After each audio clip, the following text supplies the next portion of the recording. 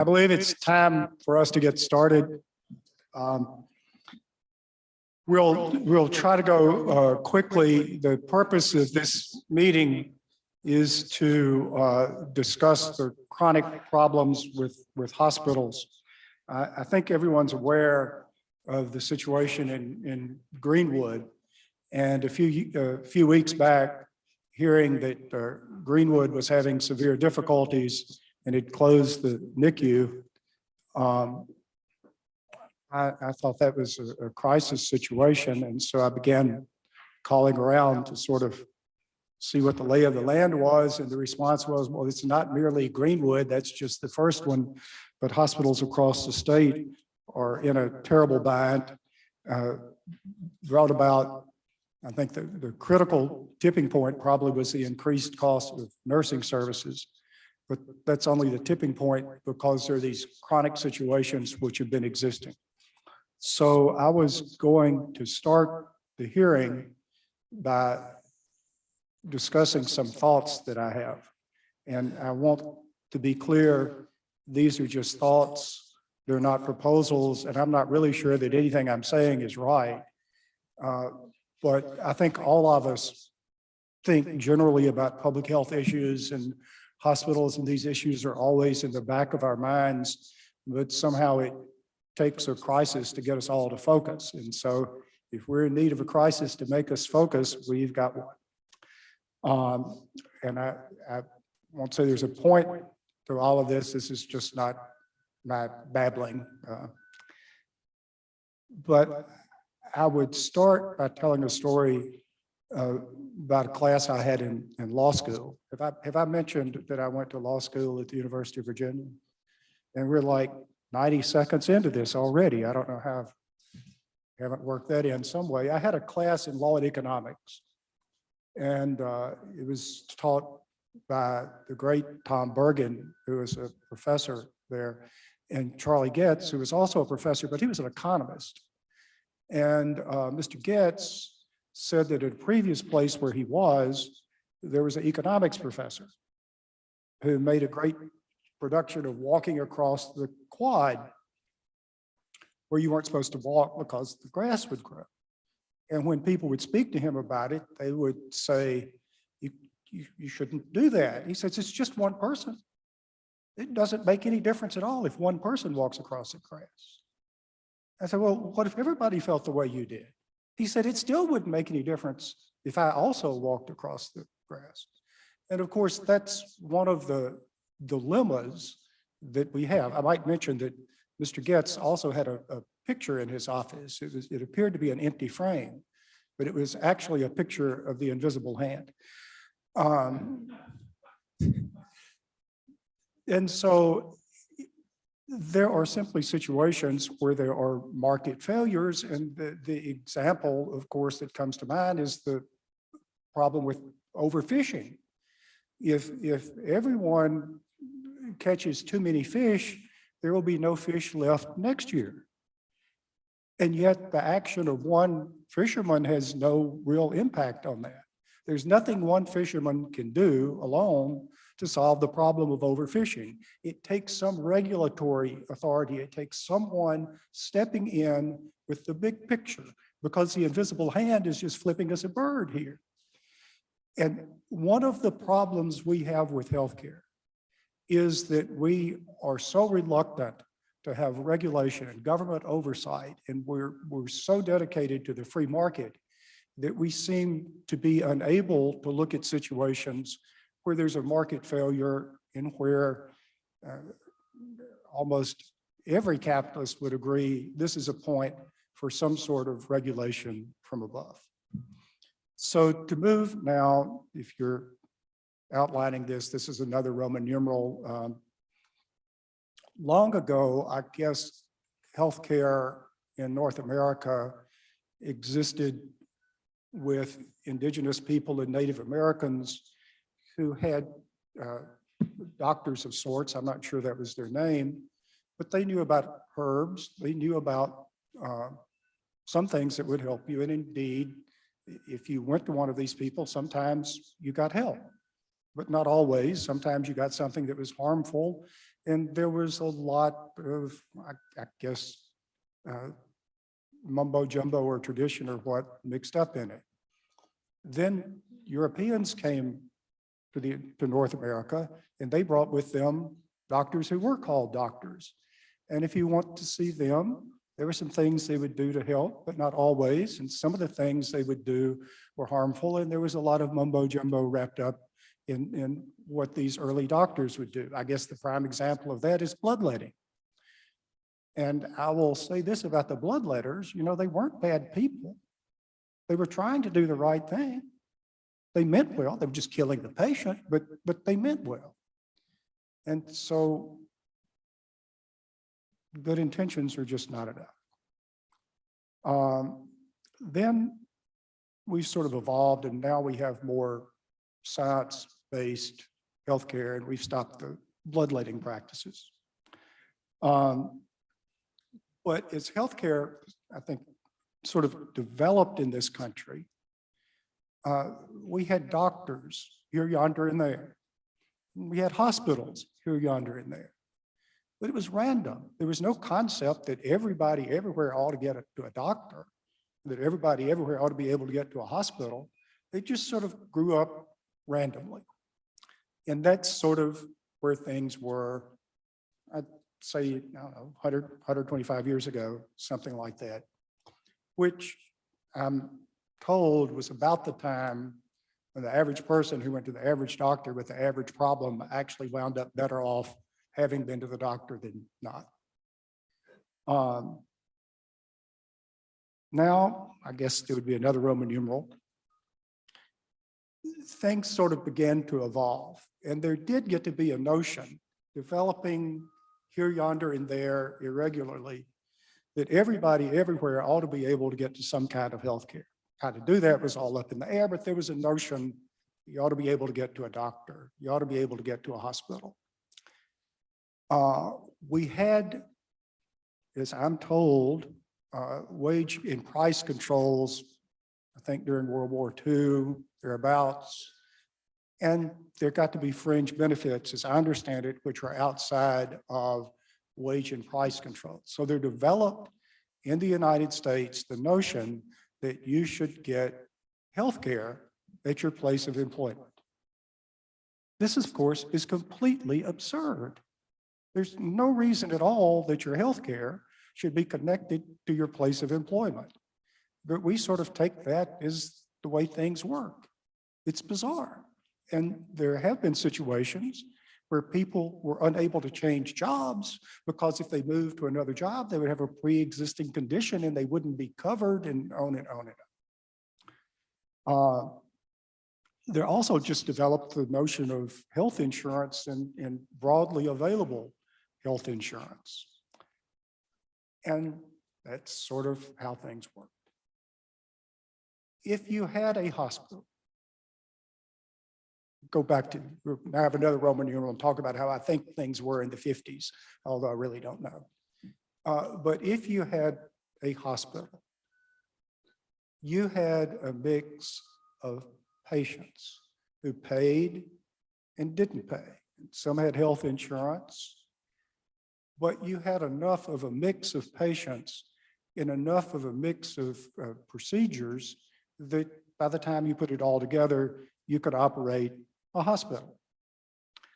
One of the things that happened with our increased knowledge and our increased understanding of what we could do is we found out things we could do that to me still sound like science fiction. I mean, they stop your heart beating and fiddle around with your blood vessels and start your heart back up and send you home that afternoon. I mean, you know, these sorts of things are expensive. Long ago, there wasn't any concern about the cost of a transplant because there was no such thing as a transplant. So medical costs have increased dramatically. And I would say there's a difference between healthcare and physics in that in physics, they say for every action, there's an equal and opposite reaction. Well, in healthcare, for every action, there's a reaction, but it may not be opposite and it may not be equal. And so as we got concerned about the increased cost of healthcare, we started doing things to try to hold that down. One of the things we did was we tried to get insurance companies to hold down the cost. And it's very simple what we want insurance companies to do. We want insurance companies to pay all claims. We want them to pay the claims at the amount that's being requested, and we want them to keep premiums low. Just not really possible to do all of those three things, but we, as a society, dump some of these decisions on insurance companies.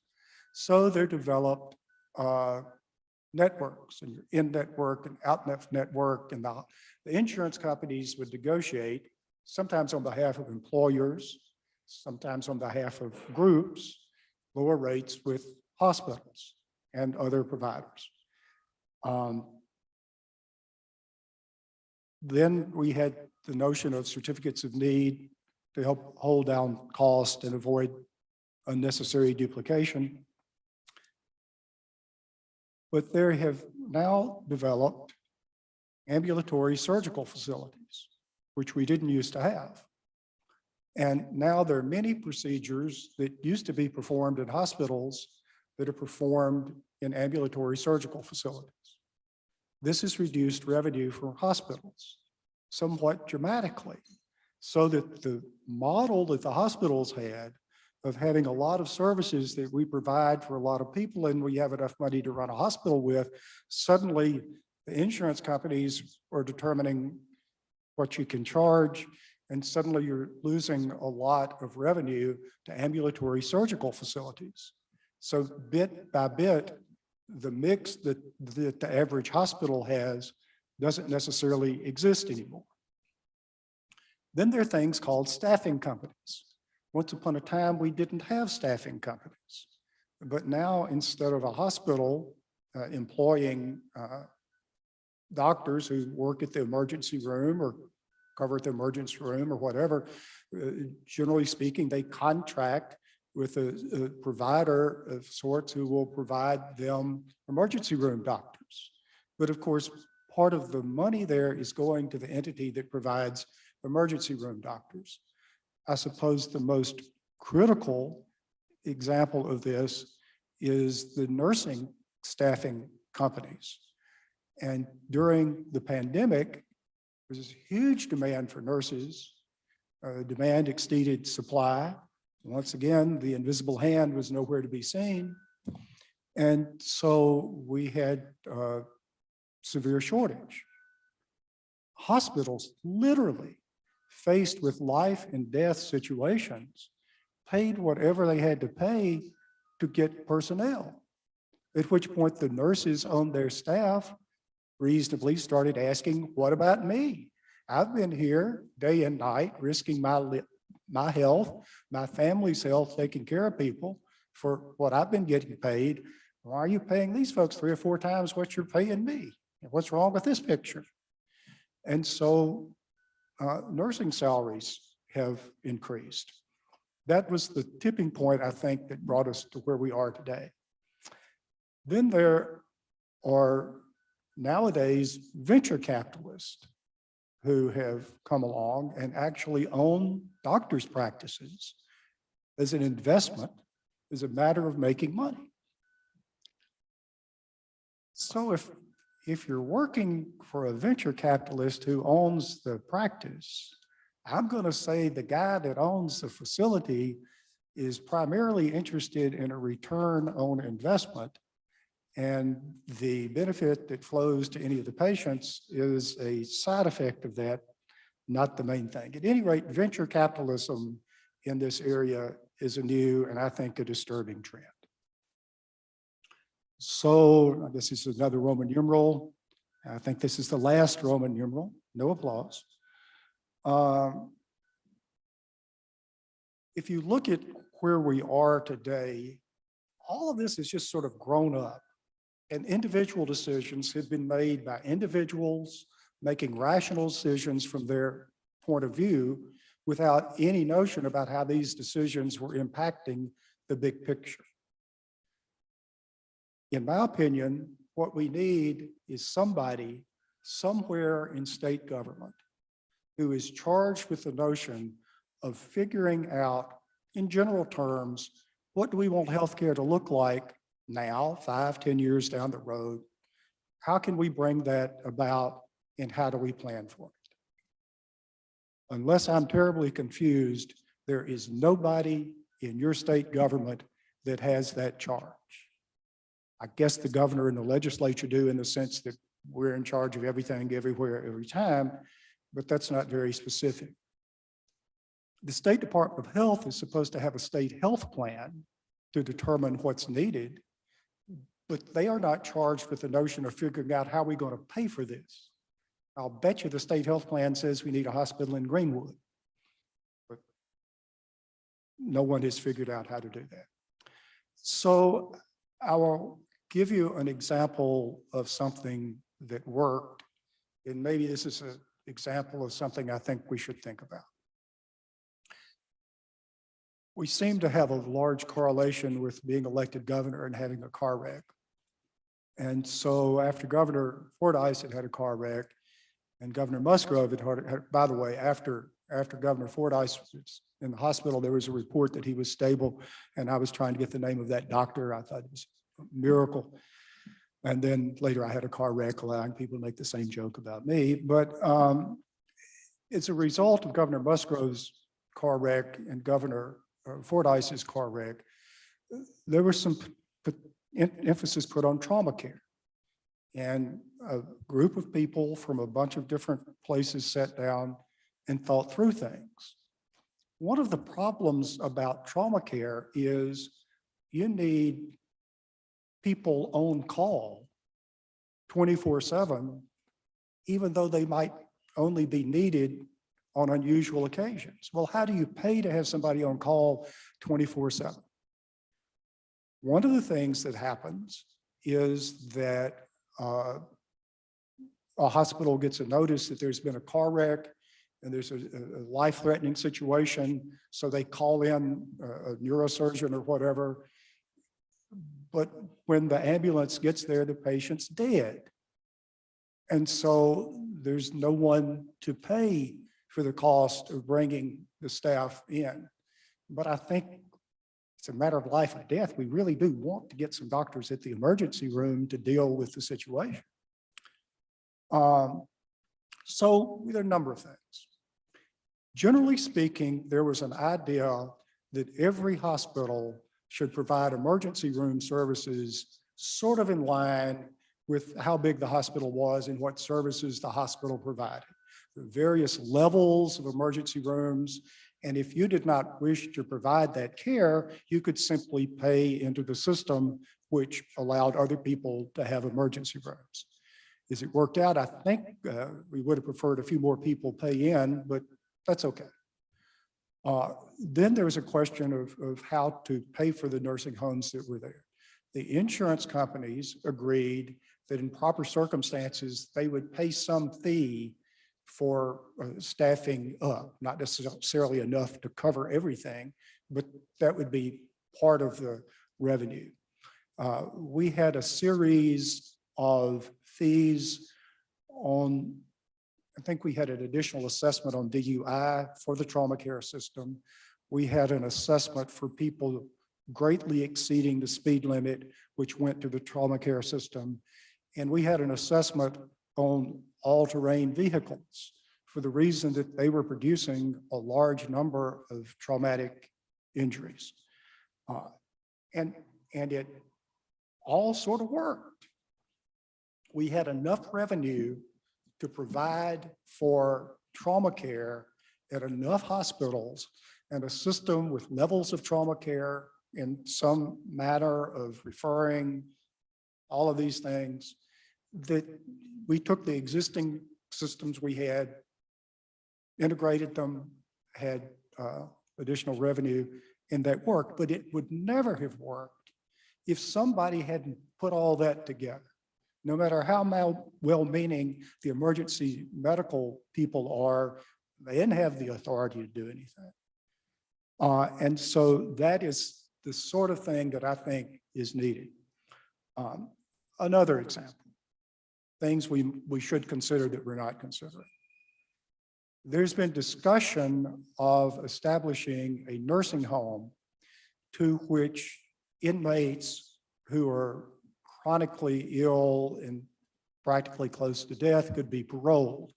If an inmate is in, as I understand it, if an inmate is in a prison, that inmate is not eligible for Medicaid. We're paying for healthcare at 100 cents on the dollar. As I understand it, there's a group of inmates who cannot be paroled. They're eligible, but there's just no place for them to go. If there were a nursing home to which they could be paroled, then that would reduce the cost of healthcare. At Parchman, they would get more appropriate care. The folks at corrections could worry about dealing with the dangerous inmates and trying to take care of the ones that weren't dangerous and owning them. That's been discussed, but only in a vacuum. But that nursing home would A, make money, and B, that nursing home would itself have situations where there was a need for one of those patients to go to a hospital. So far as I know, no one ever considered the notion of trying to locate that nursing home at Greenwood and having the Greenwood Hospital own it. I don't know that that's feasible. I'm not recommending that. I'm just saying, if you look at the big picture, that's something that comes to mind. But if the only thing we're looking at is the corrections budget and Parchman, and only thing we're looking at is trying to hold down Medicaid costs, there's not anyone looking at the big picture. Another example, and this is the next to the last example I have, I don't know what would be feasible about allowing hospitals to bill as ambulatory surgical facilities so that procedures which could be performed there could be billed at the rate of an ambulatory surgical facility, but the hospital would not lose the revenue. But I can tell you there are insurance companies telling their people in Amory, do not go to the hospital in Amory for a procedure, go to an ambulatory surgical facility. Of course, we don't have ambulatory surgical facilities in Amory. So the insurance company, looking only at how can I save money, is directing patients from Amory to go a half hour or longer away from home for procedures and undermining the hospital in Amory, which they need for other care. And then there is the running battle about, as they call it, any willing provider, which is the notion that after a hospital has negotiated, an insurance company has negotiated rates with a group of providers, then anyone who's willing to match that ought to be able to provide that service at the same price. Well, that does raise the issue of why anyone would ever negotiate in the first place if all you have to do is just wait for somebody else to negotiate and you can match the price. So that takes away the bargaining power that an insurance company would have to bargain for lower rates. But I wonder what impact it would have on the system if small hospitals, however you want to define that, were basically considered in-network for all services. If they could essentially meet the any willing provider standard. I don't know what that impact would have, but I want to guess that that's not where the heart of the matter is for the insurance companies. So it's a modification that would help small hospitals, but wouldn't do any great damage to the system. As I say, these are thoughts that I wanted to share with you, and I do that hoping that members of the committee, now that we're all here together thinking about this, would sort of mull this over and think, and we have this session that starts in January. Tim Moore with the Mississippi Hospital Association has put together a presentation for us, and he has some people with him, and I'm now going to invite him to come to the podium or send to the podium whoever you want to send, or sit at the table and talk. Just make yourself at home, and you and yours tell us how to fix all of this.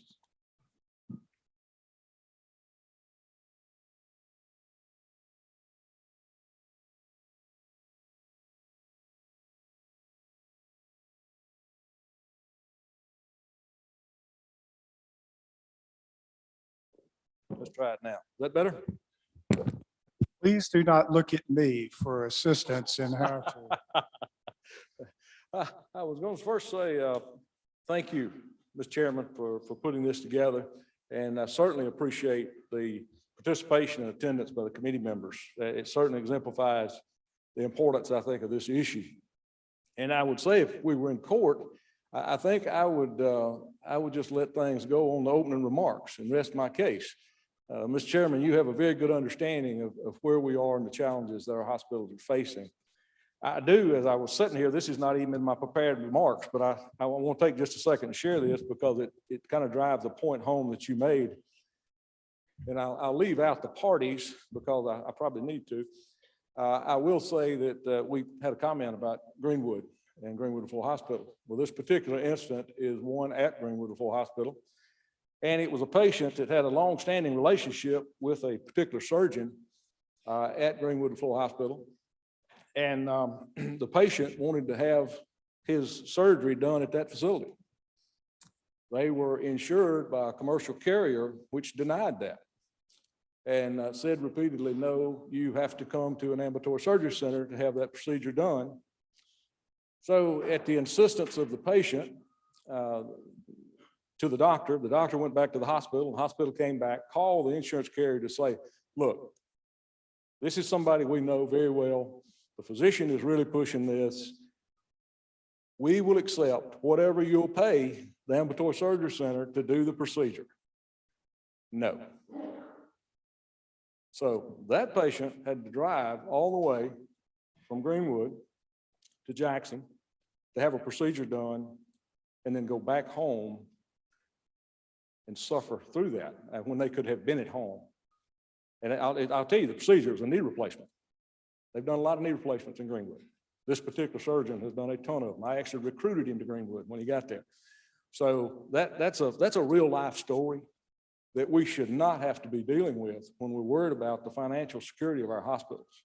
When they can provide those services, they should be given an opportunity to do that, particularly if they're willing to do it for the price that they're getting paid in an ambulatory surgery center. So I just leave that for you to think about. This year marks 37 years that I've been in healthcare. I've seen a lot of change over those 37 years. When I came into healthcare, we were still on a cost reimbursement basis. I've seen that change from cost to DRGs to APCs. I've seen so many payment methodologies change that there are too many to mention. Sequestration, other reductions in healthcare finance that hospitals have had to deal with. We are one of the few industries that a federal agency can promote an increase in payment and the providers actually get paid less.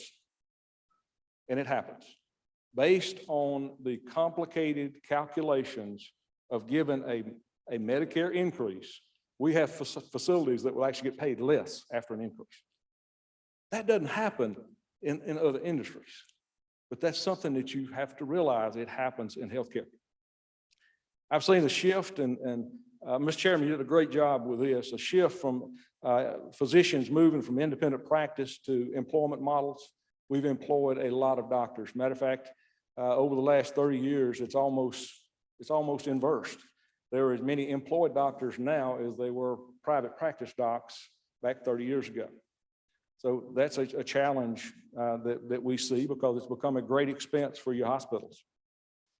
We've got now things even going to another level where we have venture capital firms that are buying multi-special practices or ambulatory surgery centers. The physicians are actually going back to employment there, but it's being owned by venture capitalists. That is just what you said. That is a consistent move of procedures that were historically done in hospitals that have been moved to the outpatient setting. Is that a bad thing? I'm not going to stand here and say that. It is amazing that our technology has advanced to the point that we can do that. That's a good thing. But so many times when we talk about good things, there's always a downside. There's always something that will occur. And as you were saying, Mr. Chairman, that moves a lot of revenue outside of hospitals. And regardless if something happens to a patient in an ambulatory setting and they need a higher level of care, they're going to be looking for a hospital. So it has to be there. It's kind of like the example that we've used with our fire departments. We hope they never leave the station. But if they do, we want to make sure they're there, that they have the supplies they need, they have the staff they need. We're kind of getting to that point from a hospital perspective. We've got to make sure they're there. The people we ask, and we'll hear people say that, well, you don't need all these hospitals. Well, let me rephrase that a little bit. If you live in that community, you need your hospital. If we live up here in Jackson and we've got healthcare everywhere we look, that's a little bit different than if you go to rural Mississippi, and I'm particularly in a situation where my hospital is at risk of closing. It changes a lot of things. It brings a lot of strain on those communities.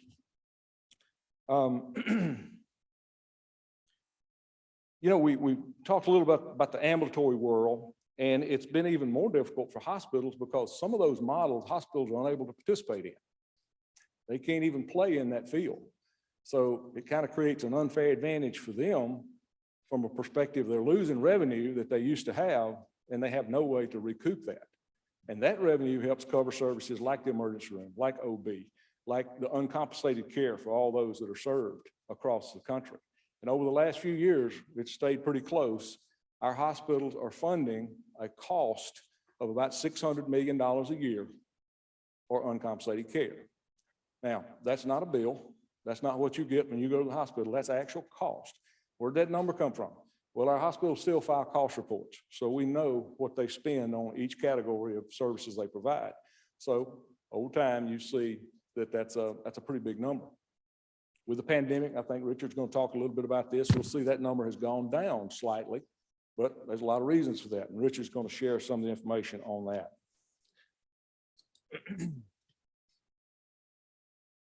Over that 37 years, I've watched healthcare gradually move toward a cliff. And we get closer and closer. The pandemic certainly expedited that process of moving us toward a disaster. More so in Mississippi, though, than we've seen in other states. And it's simply because we've not taken all the measures that we could to mitigate that rapid approach to that disaster. And the time has come that we have got to do something, or we're going to lose a number of hospitals across the state of Mississippi. We received a lot of federal dollars, very appreciative of those federal dollars. They were very specific in what they could do and what they could provide. Those are gone. Now we find ourselves with our hospitals in more financial difficulty and having to pay back loans that came from CMS. So now they're in a greater financial strain, but having to pay back money that was sent to them to try to help them. So challenges that were unanticipated. This afternoon, we want to demonstrate the dire straits the healthcare industry is battling. Some facilities are certainly doing better than others. But just a moment ago, this is in the gallery, and we were talking about many of our hospitals that are doing okay today are one decision away or one turn away from going downhill. It's that delicate right now.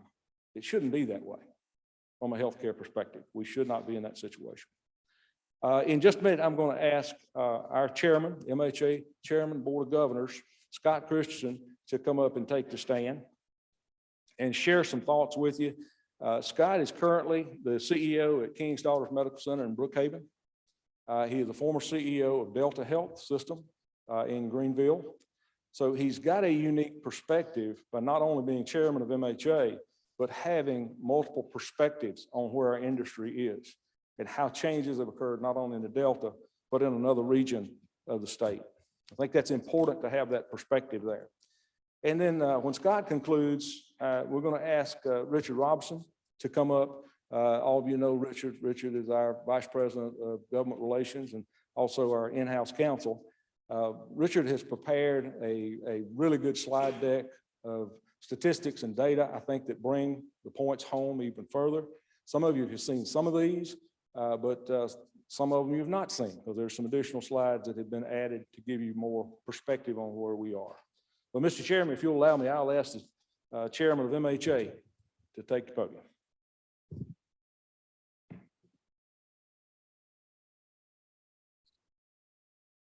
Okay, Mr. Chairman, committee members, thank you for the opportunity today. I've got a few brief remarks, and I'm encouraged to see the introduction and the comments so far to date. I think there's a pretty clear understanding of some of the details that we're up against. But what I would like to do is provide a brief summary of, again, the state of the industry, the hospital industry for our state, kind of what we're up against, and maybe a brief synopsis of where things stand. So as Tim mentioned, it is an honor and a privilege to serve as the current chairman of the association.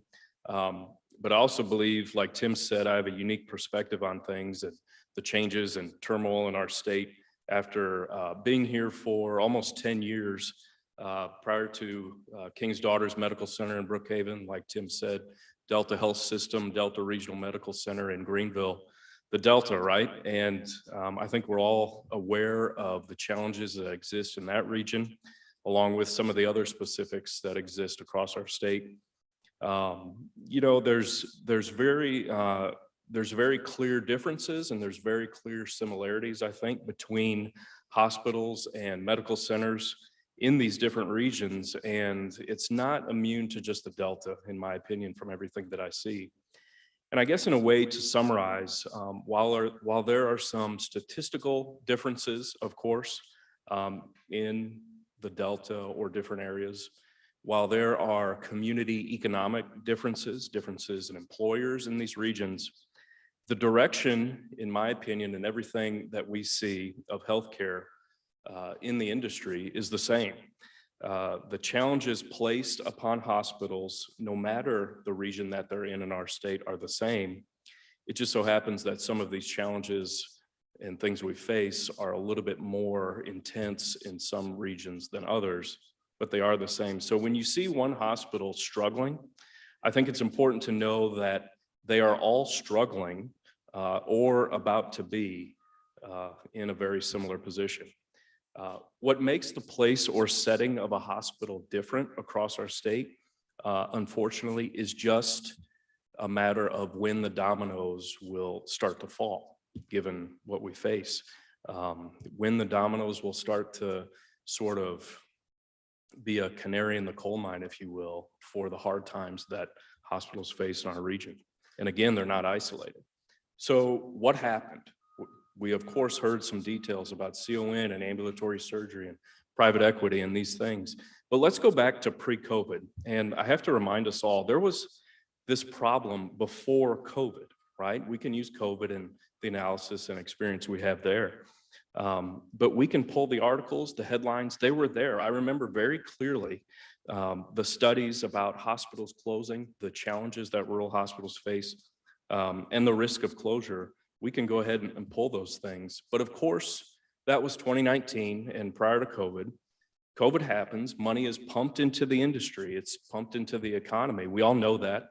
And that money is spent trying to survive, hospitals trying to survive, and that money's gone. We know that. Now, present day, today, the costs in providing care have skyrocketed across the industry, let alone the cost of groceries or fuel, gas, right? We all see it, we all experience it. The costs on an income statement for a hospital have skyrocketed. The liabilities on the balance sheets of hospitals across the state have really reached some unsustainable levels given what we face. Overhead, of course, anytime you run a business, think about it. Supply cost increases, labor costs, nurses, we all see it. Hopefully everybody understands that. These things are driven by many variables. However, these costs increasing by double digits in some hospitals, 10, 15, 20%. What business can sustain these types of increases in their costs? Small or large businesses, it doesn't matter, small or large hospitals, the fundamentals continue to be the same. So a traditional business, we all understand, a grocery store, for example, can increase their prices to cover these costs. We understand that, and we're seeing that play out across the state, across the country, in different regions. What if a hospital raises prices? Can we do that? I believe Medicaid will probably still pay us what they will pay, right? No matter if we raise our prices. Insurance companies aren't clamoring to pay hospitals more. And so the math continues to not add up for hospitals. So this is what we were seeing play out in real time across the state. And I was never worried about the resiliency of hospitals and medical care during the pandemic. I really wasn't. I remember having calls with Tim during that time, and we would see headlines that say the healthcare system was on the verge of collapse. I think we all remember some of those headlines. I wasn't worried about the medical or caregiver system collapse back then because I know our caregivers always step up and they're there. It was the economic collapse that worried me and still does, as revenue does not align with these increasing costs. So what is the prediction? What happens if we look forward? What do hospitals do? Finding a more cost-effective way to care for people, that's been tapped out. We've all explored those options. That won't get us all the way there, even if there is more waste in the healthcare system. Mississippi already has some of the lowest cost per patient in the nation. I think Richard will mention here in a minute. I'm afraid, unfortunately, we can see down the road where reducing services, access for patients, and our hospital closures become more of a terrible option. So in most industries, if revenue doesn't cover the cost, the business stops selling the product or providing the service, we cannot not take care of our patients. It's our mission to do so and not an option for us. But unfortunately, again, the revenue side of the equation does not add up. The economics don't add up. So we need your help. I hope you want to help. And just in a minute here, I think hopefully at the chairman's, if it's all right, Richard will come up and explain. For years, we've gone back and looked at different options and we've got some solutions. I hope they are well received. There is, of course, one silver bullet to solutions here, something talked about in this building, I think, for the past 10 years. But again, there's some more recent things that we can bring up, increased supplemental payments. I know Medicaid is currently working on some of those specifics. Decreasing or eliminating the hospital bed tax for the next few years, I think, is a reasonable part of the solution. Rural access payments to hospitals and the safety net hospitals across our state, I think, are some candid things that can be done. So these are just a few examples of some real relief that I know the hospitals need. Some of these solutions are common sense. Some are pretty bold if they need to be. So this committee and Mr. Chairman, thank you for your consideration today, your time and willingness to help our hospitals, I hope. And I know the people that come to us at some of their most vulnerable times in our lives will be grateful for anything you can do. Thank you. I believe Richard has a few remarks.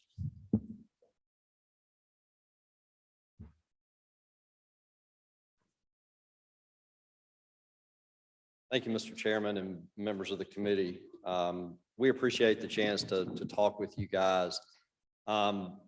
Although I feel kind of like a broken record because I know a lot of the things that we're saying today, we have said for years.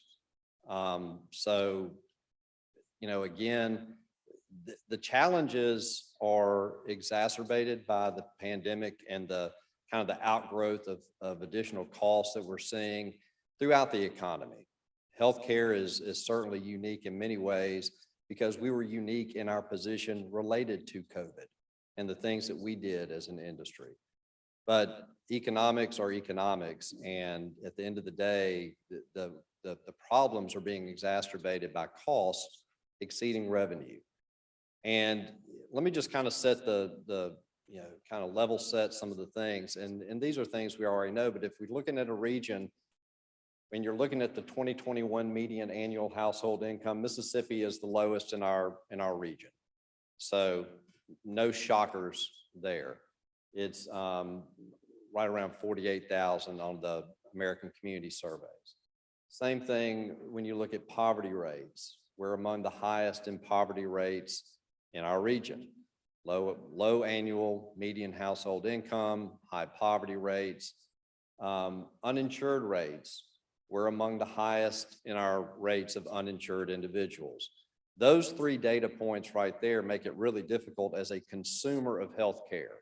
So if you're a consumer and you are high poverty, you don't have health insurance coverage, and you have a low annual median household income, it's going to be really tough for you to be a consumer of healthcare. You're not going to be able to purchase healthcare in the ways that perhaps other people do. So that sets up a pretty challenging framework as a business provider, much less as a consumer. When you look at employer-sponsored coverage, which, Mr. Chairman, I thought you did a great job kind of going through the history of hospitals and healthcare, and employer-sponsored coverage was something you mentioned, and that came as a kind of a employer incentive to get people in jobs and compete with different industries back in the 30s and 40s. And, you know, now it has become one of the predominant ways that people get their health insurance coverage is through their employer. When you look at how we compare to our counterparts, we're among the lowest in employer-sponsored coverage for non-elderly patients. And this is coverage for people below the age of 64. Over the age of 64, it's far and away covered by Medicare predominantly. And we've talked about this when we were here a couple of weeks ago. Our hospital costs in Mississippi are the lowest in the country, bar none. And it's not even close in our region. And we talk a lot about the cost of living being low and, oh, well, it's, you know, your costs are low because your cost of living is low in Mississippi. Yeah, but cost of living is also pretty dang low in these other states too. And they're not even close to us. So our hospitals are doing a phenomenal job with the resources they have in holding the cost down. And far and away, their costs are driven by labor. It's labor. It's not the bricks and mortar that take care of the patients. It's the hands that take care of the patients. It's the physicians, it's the nurses, it's the other staff in those hospitals that take care of the patients. That's why you go to the hospital. You don't go to see a nice building or look at a clean floor or anything like that. It's the people there. And that's where your labor costs come in. And that's predominantly driving the cost.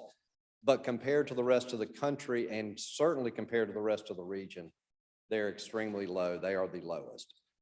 Our hospitals, again, have the lowest in the country. It's almost $150 per day cheaper than Wyoming, which is the second. Our nonprofit are the lowest inpatient per diem expenses. State and local government hospitals, our community-owned hospitals, of which we have more than 50 in the state, have the 6th lowest national inpatient expenses, and our for-profits have the 7th lowest. And the for-profit range is a little narrower because these for-profits have basically the same business structure, and they operate nationally, and they're not doing things altogether differently across the country. But in Mississippi, the for-profits that we have are the 7th lowest national expenses per day. So 53% lower on the nonprofit side, 56% lower on the state and local side, and 25% lower on the for-profit side. Expenses are not the problem, okay? I mean, relative to the rest of the country, our expenses can't get any better than they are.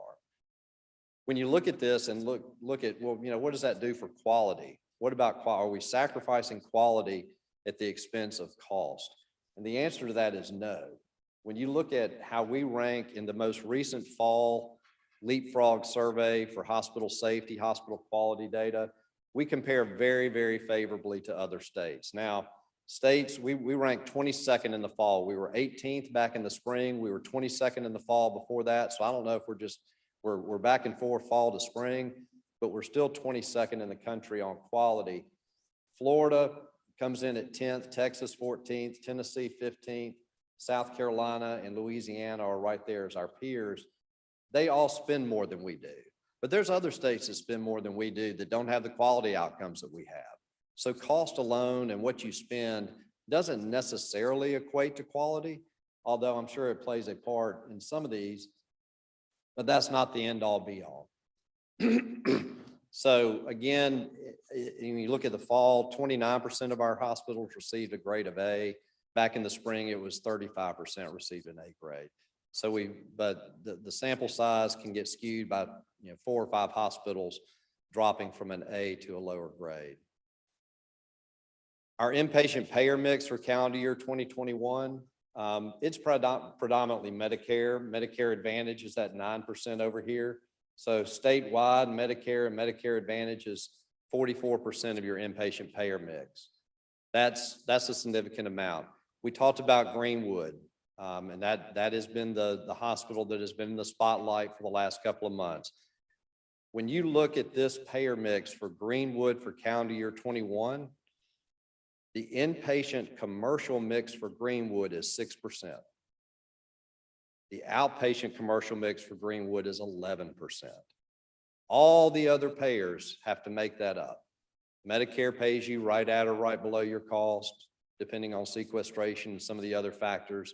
As Tim mentioned, it can kind of work against you sometimes. You may get an increase on something overall, but you may not see that at your bottom line because of the different formulas that get run.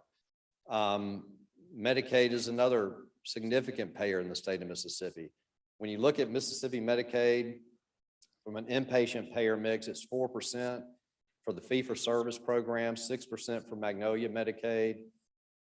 United is 6%, and then Molina is 5%. So just right around 21% overall for inpatient. And most of those are going to be labor and delivery, and I'll mention that statistic in just a second.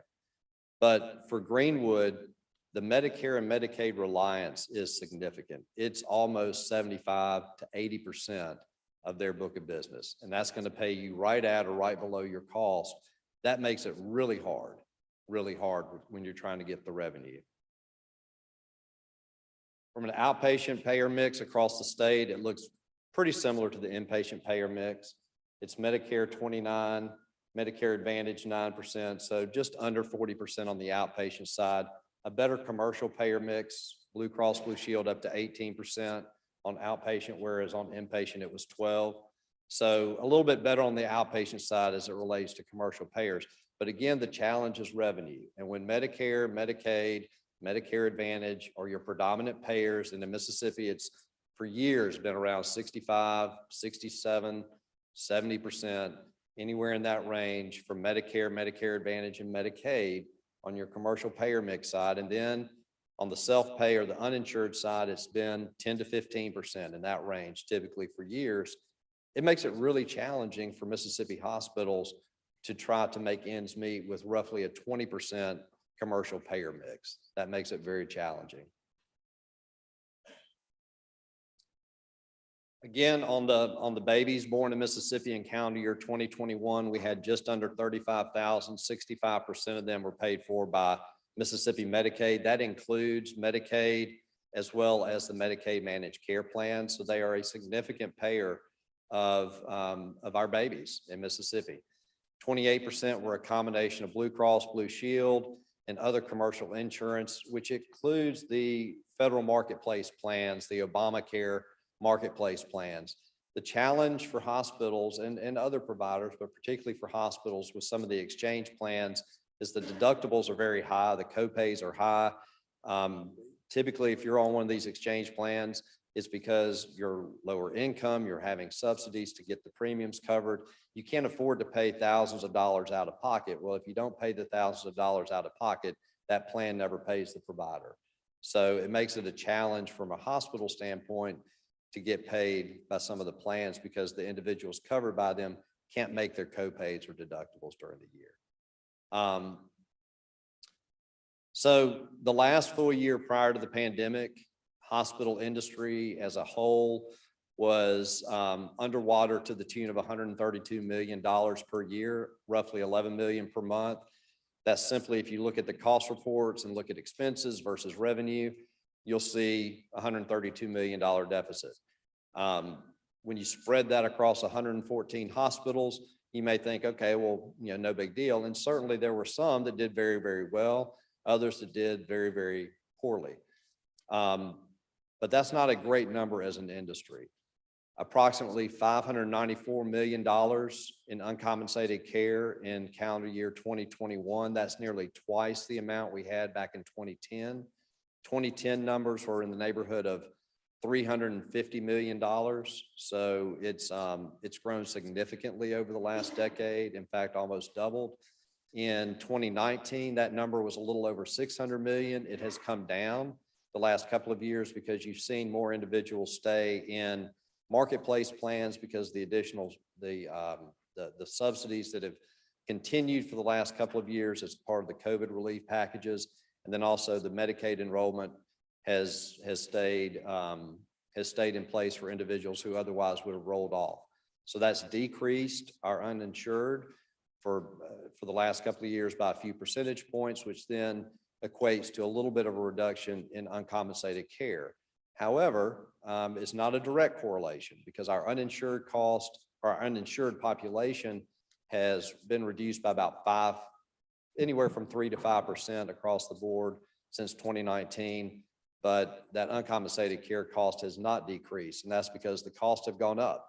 So you may be providing services to fewer uninsured patients, but the cost of providing those services has gone up. Since 2019, costs have increased on average across the industry around 20%. That's primarily driven by labor, but also the cost of supply chain, the cost of food, the cost of supplies, the cost of medical equipment, all those things have gone up, but revenue has not. One factor in this has been the provisions that were put in place back in 2010 under the Affordable Care Act. The Medicare cuts were made in order to pay for Medicaid on the Medicaid expansion side. So from a federal perspective, they were balancing budgets. They decreased payments for Medicare, increased payments for Medicaid.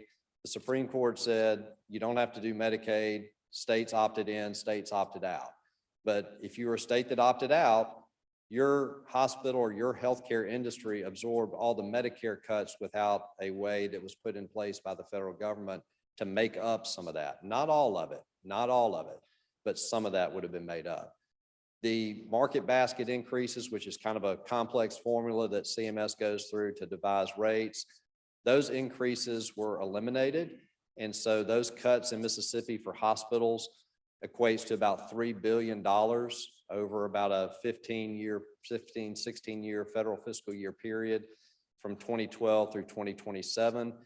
DSH payment cuts on the Medicare side, the impact of sequestration amounts to about another $1.7 billion in cuts. So almost $5 billion is being taken out of the industry over a 16-year period. It's not all at once. It's kind of a slow bleed, but there has not been an increase in revenue to make that up. So you're already on a trajectory, and hospitals have been preparing for that. You move more services to the outpatient side, you decrease staff, you realign services that you provide, and the staff either doesn't get hired at all, or you don't replace staff when they retire because you're not going to be able to make that up. And when your payer mix is 40 to 50% Medicare across the state, those numbers really matter. It makes it a challenge.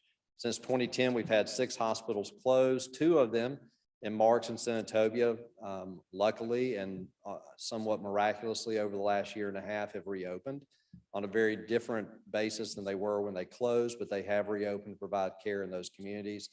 And we've also had 6 hospital bankruptcies, some of whom have come through those bankruptcies and emerged, others that did not. So I will say, since you have mentioned the bankruptcy of the Amory Hospital, that at the time of the bankruptcy, the Amory Hospital had a positive cash flow.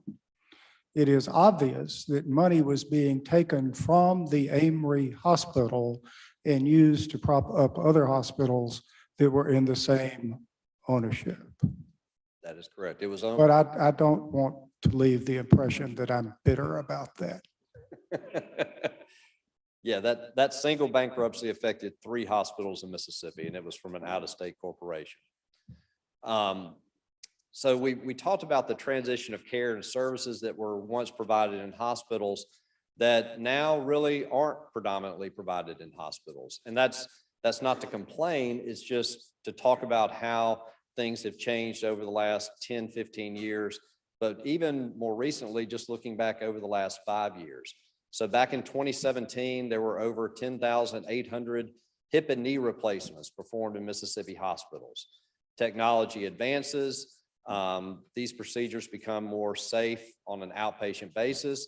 You also have physician groups that are opening up ambulatory surgery centers, and even some hospitals that have opened up ASCs where they're able to, although to some extent they've been very, very limited on being able to do that because of some regulatory issues that appear to now be finally getting addressed. But in 2021, there were just over 2,400 hip and knee replacements. So that's a total decrease of 77% in just over 5 years. So that obviously has a huge impact on your revenue. That's because of advances in equipment and technology, that incisions are smaller. People are able to get these procedures done and they don't have to spend a day or 2 or 3 in a hospital to recover. Just on the Medicaid side, it's about a 91% decrease over that same period of time for the Medicaid fee-for-service program. And when you look at the Medicaid managed care companies, just over a 3-year period, it's a 79% decrease. So it's across all payers. It's Medicare, Medicare Advantage, commercial payers, but also even in our Medicaid program, where you see things like that being transitioned out of hospitals. And so that's certainly an impact on revenue. If, I hate to keep interrupting, but before you leave the example of the hip and knee replacements being moved outside the hospital, I'm not arguing that that was a good thing or a bad thing. It's way above my head. But I do know that that happened without anyone anywhere saying or considering what impact is this trend going to have on hospitals. And I guess that's one of the points I want to make at this hearing, is that over and over again, decisions are being made. And I assume it's the case that the hip and knee replacements are costing less at an outpatient setting than at a hospital. But at the end of the day, if the result is you don't have a hospital, I think the analogy of you've saved a bunch of money, but you don't have a fire department anymore, what you going to do when you have a fire? Or, for example, a pandemic. But anyway,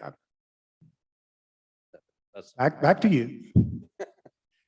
it's your show, please, anytime. So what do we do? Where are we? So a few options to look at to try to, from a state perspective, address some of these challenges. Back in 2019, the industry's upside down $132 million. We're seeing significant increases in cost, significant decreases in revenue. So, 2022 is still going on. We're still in the middle of, towards the end of the year. We don't have cost report data for 2022. We suspect from MHA's perspective, based off what we're hearing from members, what we're seeing and hearing from larger systems, that the industry will be upside down, probably closer to 200 million by the time the calendar year 2022 cost reports are tallied. We have systems that are losing operating revenue for the first time. We've had some that are losing massive amounts for the first time, and it's not as if folks just forgot how to run a hospital, okay? And it's not as if they haven't tried to make changes or stayed ahead of the curve on cost. It's simply the costs have risen too fast, too high, too quickly, and they're not able to do anything with that. And they cannot stop in the middle of the game and try to renegotiate with Medicare, Medicaid, or in many cases, their private commercial contracts. It's just not what the business model has allowed for years. So from the state's perspective, a few options, and Scott mentioned these: reducing or eliminating the hospital provider tax.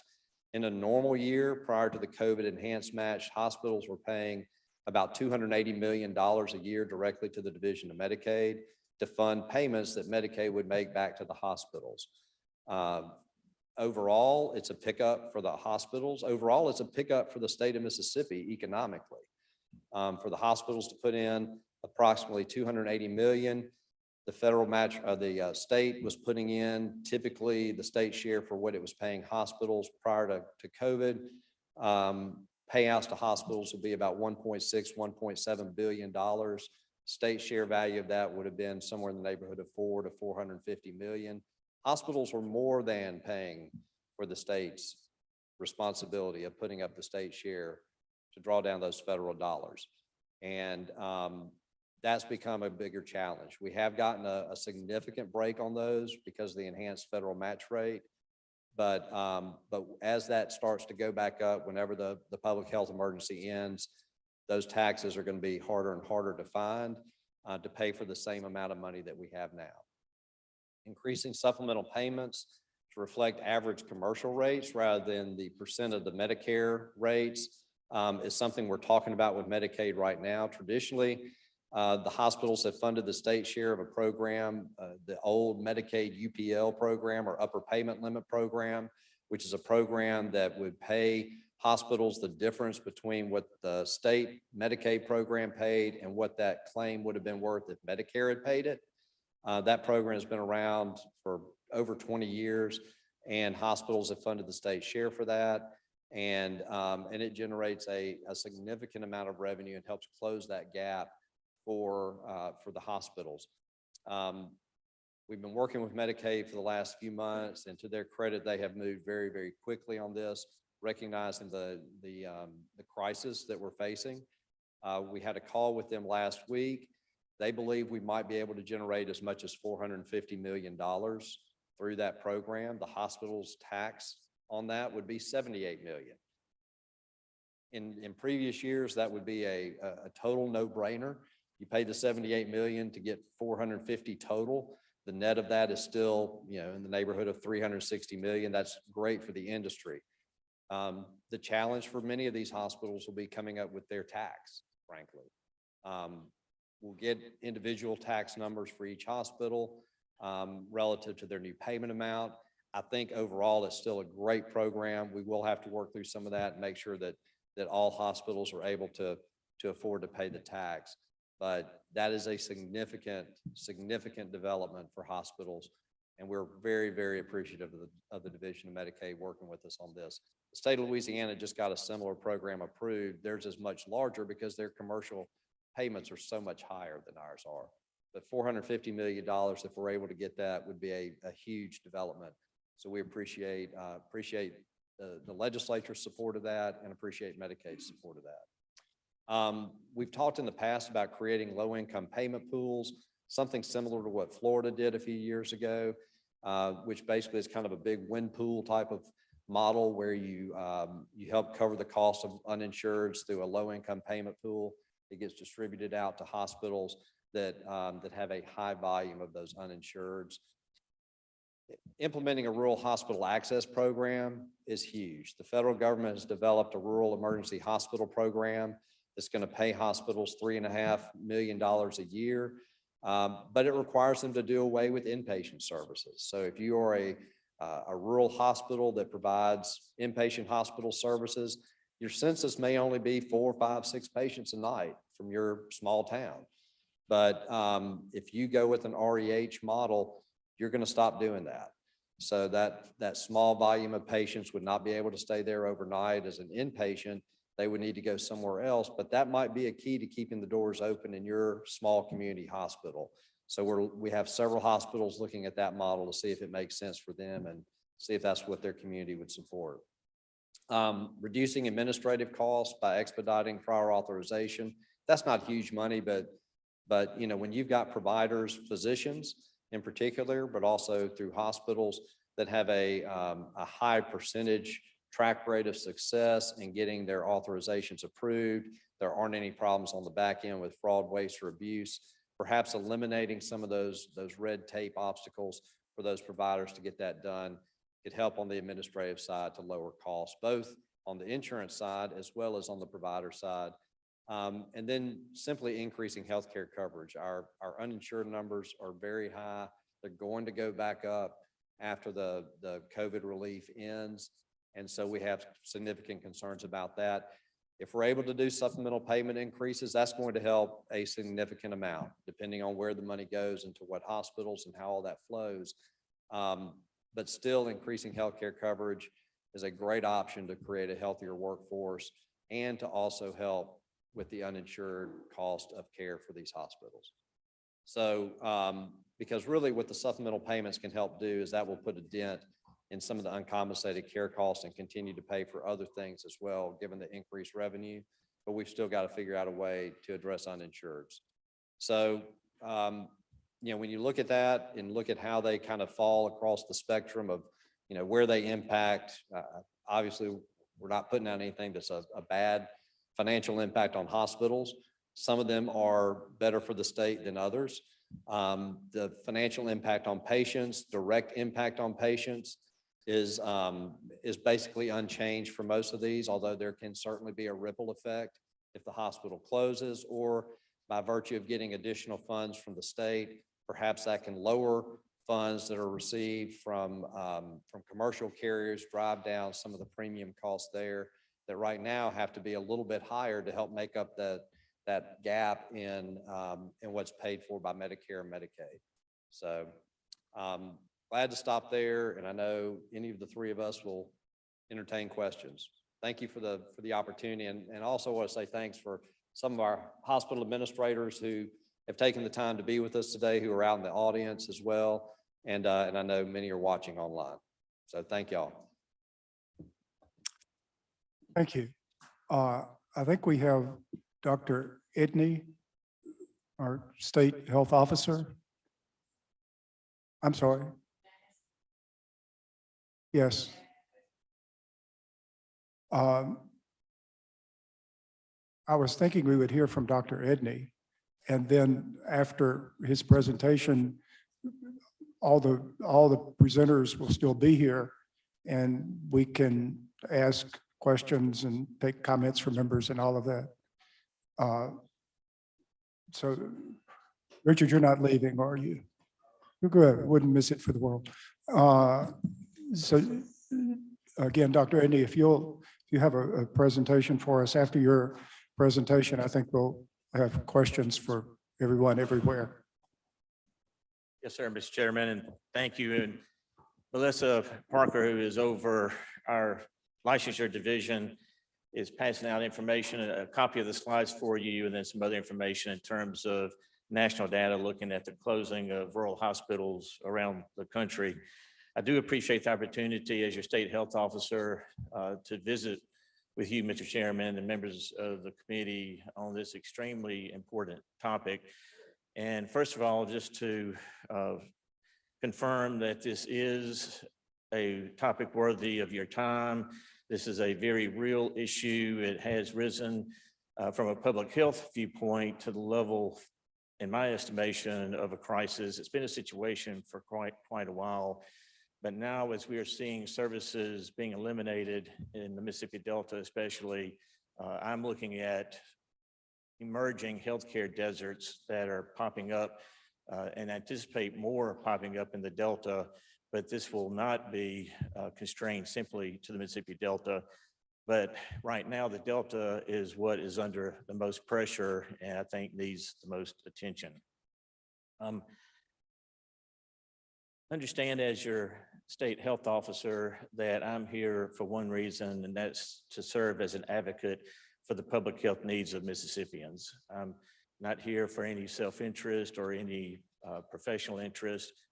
This is, from my viewpoint, looking at what is necessary just to provide basic public health needs for the citizens of Mississippi. And as I'm looking at what is necessary to do that in the Delta, that's becoming increasingly difficult.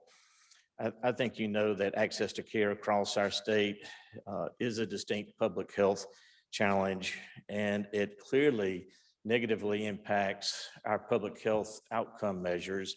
One of the things that all public health scorecards look at is the rate of uninsured for the state, which has been pointed out is quite high. Our hospitals are looking at 12 to 15% of their admissions being uninsured.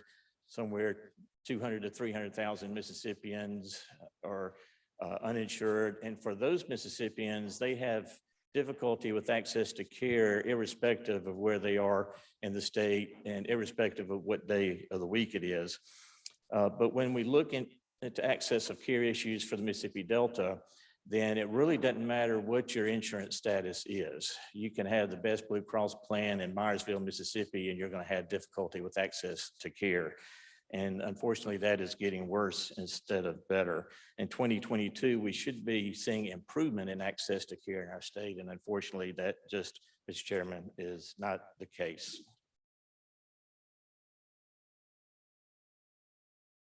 So from a licensure standpoint, I just want to give y'all the information that you need as you make thoughtful decisions.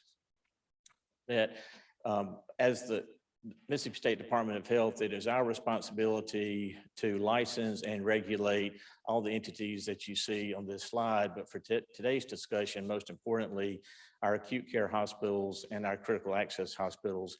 And starting January 1st, we will have the new designation of the rural emergency hospital status. I'll talk a little bit more detail about it in just a bit. But you see that the Department of Health license between acute care hospitals and critical access hospitals, 92 hospitals around the state. And currently it's estimated, I've given you a copy of the report, it's estimated that 38 of our hospitals, of our rural hospitals statewide, are in danger of either immediate closure or closure in the near term. Now, we're already seeing cutback in services. And this came to my attention in August, very quickly after I assumed the role of state health officer when Greenwood LaFleur had the sewage leak that you may remember that caused the hospital to be closed. And that brought to my attention, away from the water crisis that we were dealing with, that the census was very low for an acute care hospital. And it surprised me as a practicing physician of 31 years as an internist. And did I mention I was trained at the University of Virginia in internal medicine?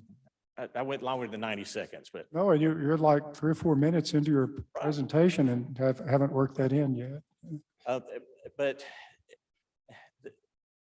having practiced in acute care hospitals for 31 years, I mean, the business model is based on volume. And when there is no volume, then that is not a sign of health for any business. When I saw low volume in census at Greenwood LaFleur, then I started looking around the Delta at census numbers. It was alarming to me at that point that something was going on in the Delta specifically. So when you look at 38 rural hospitals around the state closing, that's 54% of our hospitals, ladies and gentlemen. And I would stand here today to let you know, or certainly I think to agree with you, that that's a situation that is intolerable from an economic standpoint, to lose 54% of our hospitals in the state, much less from an access to care perspective. Now, obviously, that's assuming that we do nothing. We do nothing but allow the train to keep rolling down the track on its current trajectory. This is the outcomes that we can expect to see. And I'm speaking here from a public health standpoint, looking at the data that I have. And it's not just Mississippi. I've given you the national reports. You can look at every state at the number of rural hospitals in each state that are in danger of immediate closure or closure in the near term. Mississippi is just at the top as usual. So if we do something, and I'm certain that we all will, but if we do something, I think at the very least, we're going to be seeing what we're already seeing, and that's significant reduction of services. So it was alarming when Delta Regional and Greenville closed the NICU. That was an access to care issue in the Mississippi Delta. And then very quickly, when Greenwood LaFleur stopped delivering babies in the heart of the Delta, that was very much an access to care issue for me, as Mississippi has the highest maternal infant morbidity mortality in the country. We need to be improving access to care to keep our mothers from dying in pregnancy, not restricting it. So even if they don't close, we're going to be seeing more reduction in services statewide. So if you have a small rural hospital in your community that you represent, you need to be concerned of what the future of that little hospital looks like. So I've included for you, this is a map of the state, and you'll be able to take that information with you, but it indicates every acute care hospital and every critical access hospital throughout the state, and whether it's in the Mississippi Delta or if it's outside the Green counties. I would let you know, Senator Hobson and I, being from Warren County, know that Claiborne County and Jefferson are much more like Delta counties than Warren County actually is. So you need to pay attention to those two counties. They very much behave as Delta counties. But approximately 20 hospitals total in this zone, half of which are acute care hospitals. And And I'm looking at the counties of the information that I've been watching, maybe 3, maybe 4 of those acute care hospitals are doing pretty well. The rest are either, we have one that we're doing CPR on now, and we have a few that are in the intensive care unit being ventilated. Then we have several on the floor that aren't doing real well. So they all are in need of treatment. The critical, and then I've indicated for you, you can use that for your reference later, outside the Delta. And I can tell you outside the Delta, there are at least 5 or 6 hospitals that we have significant concern about that have different challenges than the Delta. I try to remind people, Mississippi is not one organism.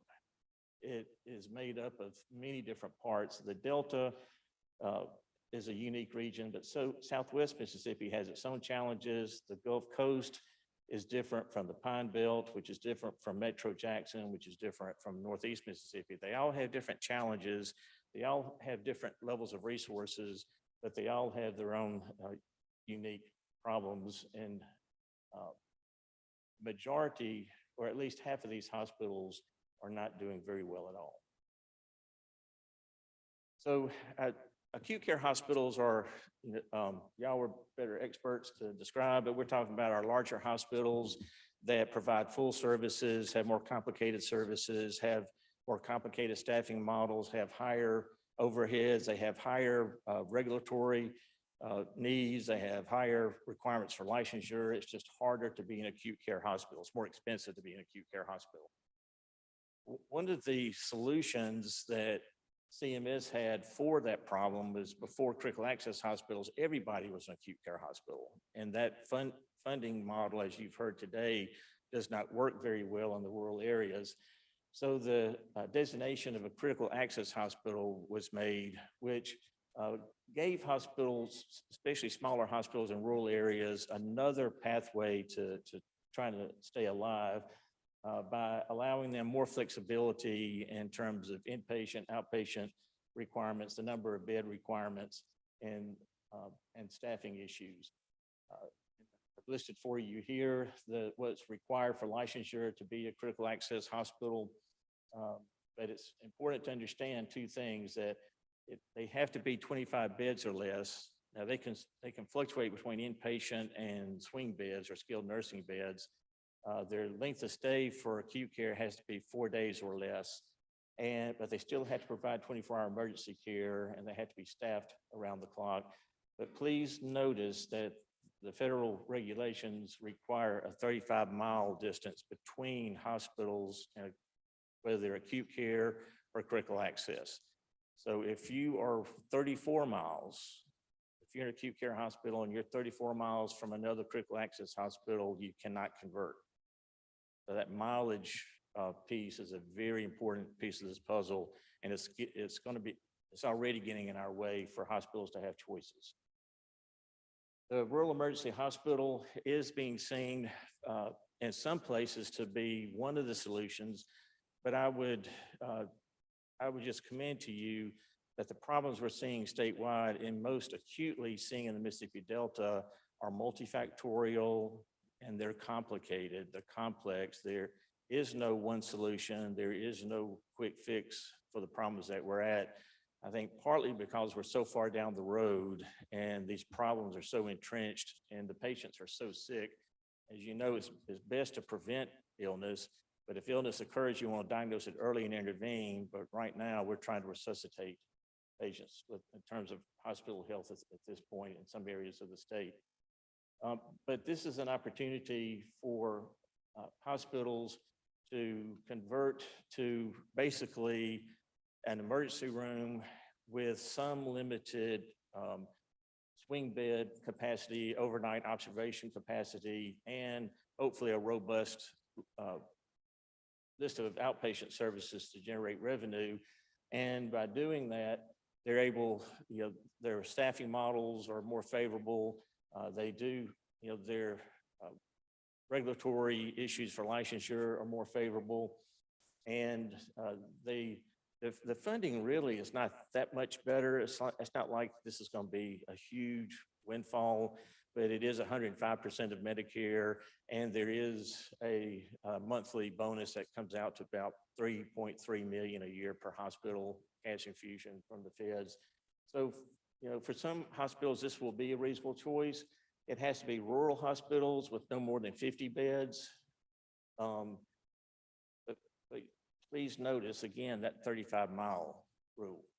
Now, right now, yes, sir.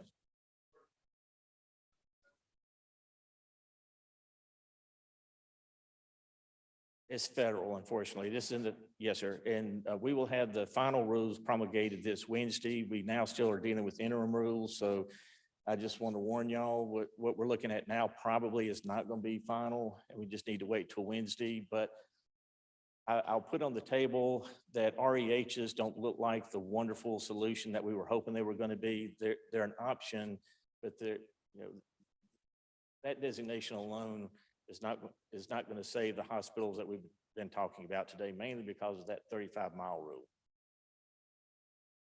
And like I said, basically they're emergency rooms that are supported with a limited number of beds. They have to have a transfer agreement with level 1 or level 2 trauma centers.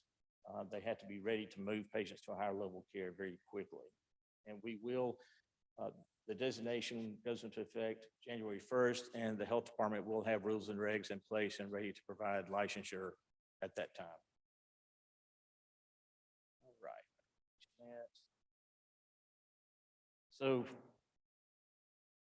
you know, right now, what I'm seeing, especially in the Mississippi Delta, and that's from right now, that's my focus because that's where the acuity is. And that's where right now the most danger to public health is. But we're just seeing a coming together of many factors that are forming the perfect storm that had been developing, as you've heard presented very well, over a decade. But there's so many things that have come to play to put us in this situation that it's going to take some thought and some strategy to help bring us out. As I'm reviewing, and I'm speaking independently of the Hospital Association, but as I'm reviewing their suggestions, I think they're reasonable. I think many of them will be effective. But today we're looking at one of the major hospitals in the Delta not surviving much longer. And if you are a pregnant woman in LaFleur County, that's a problem. If you are a heart patient in LaFleur County, that's a problem. So you've had a lot of problems brought to you. So I'll tell you what we're going to do as the agency, what we can do to try to mitigate this. I don't have the ability to solve this crisis, but I do have the ability to mitigate it. So first thing we're going to do is we're going to strengthen the safety net. Every county doesn't have a hospital, and very soon fewer counties will have a hospital. Not every county has a FQHC, but almost every county has a county health department.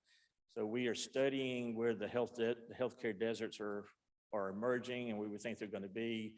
And we're going to step in and do what we have to do to provide that safety net service for that community. This is not going to be statewide. This is going to be strategically at our highest risk areas to make sure Mississippians have access to care to the most basic of services. I would remind y'all that as you see the health department increasing services, that's usually not a good thing. We are the provider of last resort. We're there for the public health issues. When you see us getting back into things like perinatal care or back into basic diabetes hypertensive management, then that means those communities aren't being served, and we have to do it. So we'll do our part in strengthening the safety net. We've already got our action plan in place, and we'll be moving ahead with that. As a regulator and licensing agent, we are going to make sure that there are no barriers at the state level. And perhaps we can have conversations about what we can do in terms of communicating to our federal partners of what we need in Mississippi in terms of regulatory change. But at the state level, we will do all that we can to help hospitals get through this. But I want to remind y'all, hospitals do not stand in isolation. Hospitals are part of a medical community, and they're part of an economic community.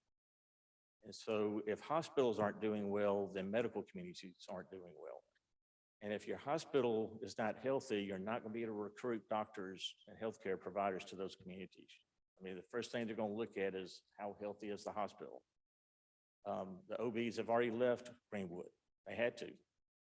We're not going to be able to get them back. Even if the hospital stands up, it's going to be very hard to get them to come back in an unstable situation.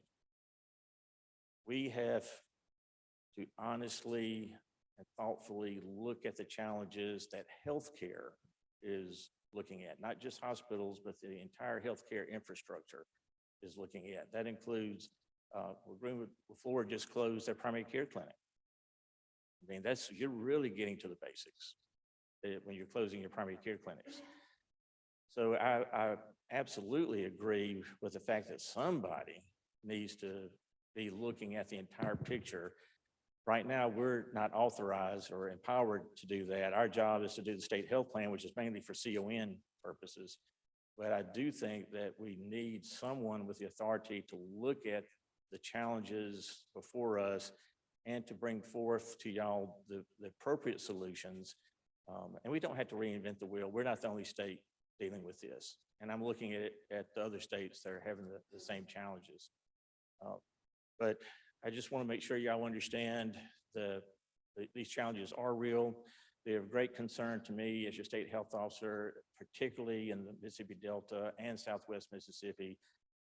But, you know, I do believe these dominoes have already started falling and that they will fall outside.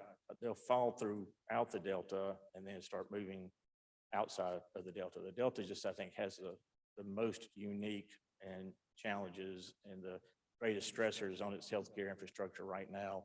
But it's right now, there's not a whole lot of areas out there that are real healthy. There's a few, but not a lot. So, Mr. Chairman, I'll stop there. Y'all have heard enough today, but I think we can better serve you by answering questions. Thank you. If you don't mind staying with us, I think members of the committee have questions and comments, and they can address them to whoever seems the most likely target. I do want to emphasize one thing that was mentioned, which I think may have a substantial impact, and that is some attempt to revise the upper payment limits program. This is something that is not going to happen immediately. It requires federal approval and on and on. But if we are able to do that, we're talking about an amount of money probably in excess of $250 million and a little bit less than $500 million. I intentionally mentioned a range that broad because I think it's pretty much up in the air, but that would be a major boost if all that comes about. I also mentioned that because the Division of Medicaid is seriously considering this, and it's probably more likely than not that some sort of application will be made to Medicaid to bring that about. So unlike some of the things we talk about that we all sit and think are great ideas, but probably won't happen, this is one that probably will. But at the risk of sounding like a broken record, even if that happens, that is another Band-Aid. It's a mighty big Band-Aid, but we have got to look comprehensively at healthcare and how to maximize the revenue that's available to provide healthcare for people in Mississippi. Having said that, I think Senator Blackman indicated she wanted to ask a question, I think, to somebody with the hospital. You just pick your favorite target and they'll. Thank you, Mr. Chairman. As I look at the treatment options that you provided, and the first one was to reduce or eliminate the hospital provider tax. If my memory serves me correctly, did not the hospitals propose this, I don't know, however many years ago was when I was here, the first go round. And it was to increase the amount of money that we would get from the federal government for Medicaid, correct? That's correct. So, Okay. so the hospitals first started paying the state share for their supplemental payments, the DISH and the UPL program, going back into the 90s and early 2000s. that was done in a kind of a convoluted formula in a convoluted ways. And then there was a big dust up back in the mid-2000s about the hospital tax. It resulted in kind of a midnight session here back in 08, 09. And I would say it was kind of a voluntary negotiated settlement between the hospitals and the state to get the hospitals to pay the tax that would not only fund the supplemental payments, but also fund about $100 million in claims payments for just regular medical claims. But that was to preserve the program in lieu of what were about to be some pretty draconian cuts. Okay, and that was at that time, or, well, I guess at that time, all of this, the Medicaid monies that you all put forth, the monies that you put forth to draw down the Medicaid monies, did all of that money go back to the hospitals? It did. It Okay. did. Okay, so these ambulatory facilities that are just coming up everywhere now, where people no longer have to come into the hospitals, would it make sense to, for them to share that burden? If the legislature wanted to tax, any Medicaid provider can be taxed by class. So you can put a provider tax on any class of providers as long as it's broad-based and uniform. I don't know if ambulatory surgery centers would, I don't know if any other states are doing it. We can find out, but that would be up for the legislature to decide. Just like we have right now, the only providers that pay taxes in Mississippi, I believe, are just the hospitals and the nursing homes. Mhm. There's kind of some deal going on right now with ambulances. And I think some PRTFs may pay a little bit too. Okay, thank you. I think I should recognize Senator Blackwell, who's chairman of the Medicaid Committee. Senator Blackwell. Thank you, Thank you, Mr. Chairman. Dr. Edney, I got a couple of questions for you, and then Richard, don't go too far. Yes, sir. For the critical access hospitals, a number of these parameters are covered by CMS. Has there been any discussion with them that you're aware of to ease up on some of these restrictions? Be a little more flexible? Of course, my tenure is very short, sir, but I think it will be received favorably if there's a unified message coming from public health and state legislature and executive branch that this is impacting the crisis. And there's a lot of attention at the federal level on the Mississippi Delta right now. So and whatever we do to help in the Delta is going to help outside the Delta as well. But I think that's something that's worthy of doing. Melissa, Jim, have we had that conversation in the past with the feds? Senator Blackwell, I might just, and Jim Craig with State Department of Health, might remind you back in 2014, when a tornado came through Louisville, Mississippi, took out much of the healthcare environment. We looked to see if we could get the federal government to convert that hospital to a critical access hospital. Because of the mileage requirement, they were unwilling to concede even to rebuild a hospital that had been destroyed by a tornado. But there have been conversations, it just not has been very much traction on moving that 35 mile. Thank you. And Dr. Edney, what services are provided with the rural emergency hospitals? It's basically a complete emergency room with the typical emergency services that you would see in the rural setting, with that affiliation with level 1 and level 2 trauma centers. But outside of that, it's typical outpatient clinics, outpatient diagnostic services, and then very limited number. They're not inpatient beds, but they're observation beds. Sure. What specialties, I guess I should have asked, are in the ER? The requirements just require a physician or an appropriate mid-level provider under appropriate licensure supervision. So a family practitioner would suffice as an emergency room physicians and these. As I understand, All right, thank you. And actually, Richard, before I ask you some questions, I just want to cover some things that Senator Bryan went over. I thought the chairman did a real good job of kind of going through the history, but I really didn't hear anything about the Hill Burton hospitals coming on board in the 60s. And I think we needed to, when we take a look at our healthcare problem, I think we need to go back and see how much it's actually transformed over the years. But back in the 60s, it was still pretty much a fee-for-service model. And CMS encouraged, or the feds encouraged, all these little rural hospitals to open up so everybody would have a hospital. And I think it might have been within a 25 or 35-mile radius of each other. But what has happened over time, a couple of things. One, technology has increased tremendously. Everything that we used to do used to be done in that physical building of a hospital. Nowadays, you can get it done in an outpatient, but there's procedures that exist today that we never thought of back in the 60s and 70s.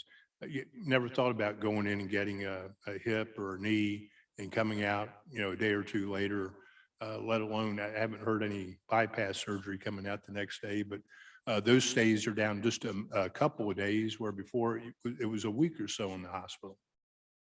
So a lot of things have changed, but one of the things that has changed that has impacted us, I think, is the loss of our residents, and particularly in the Delta area.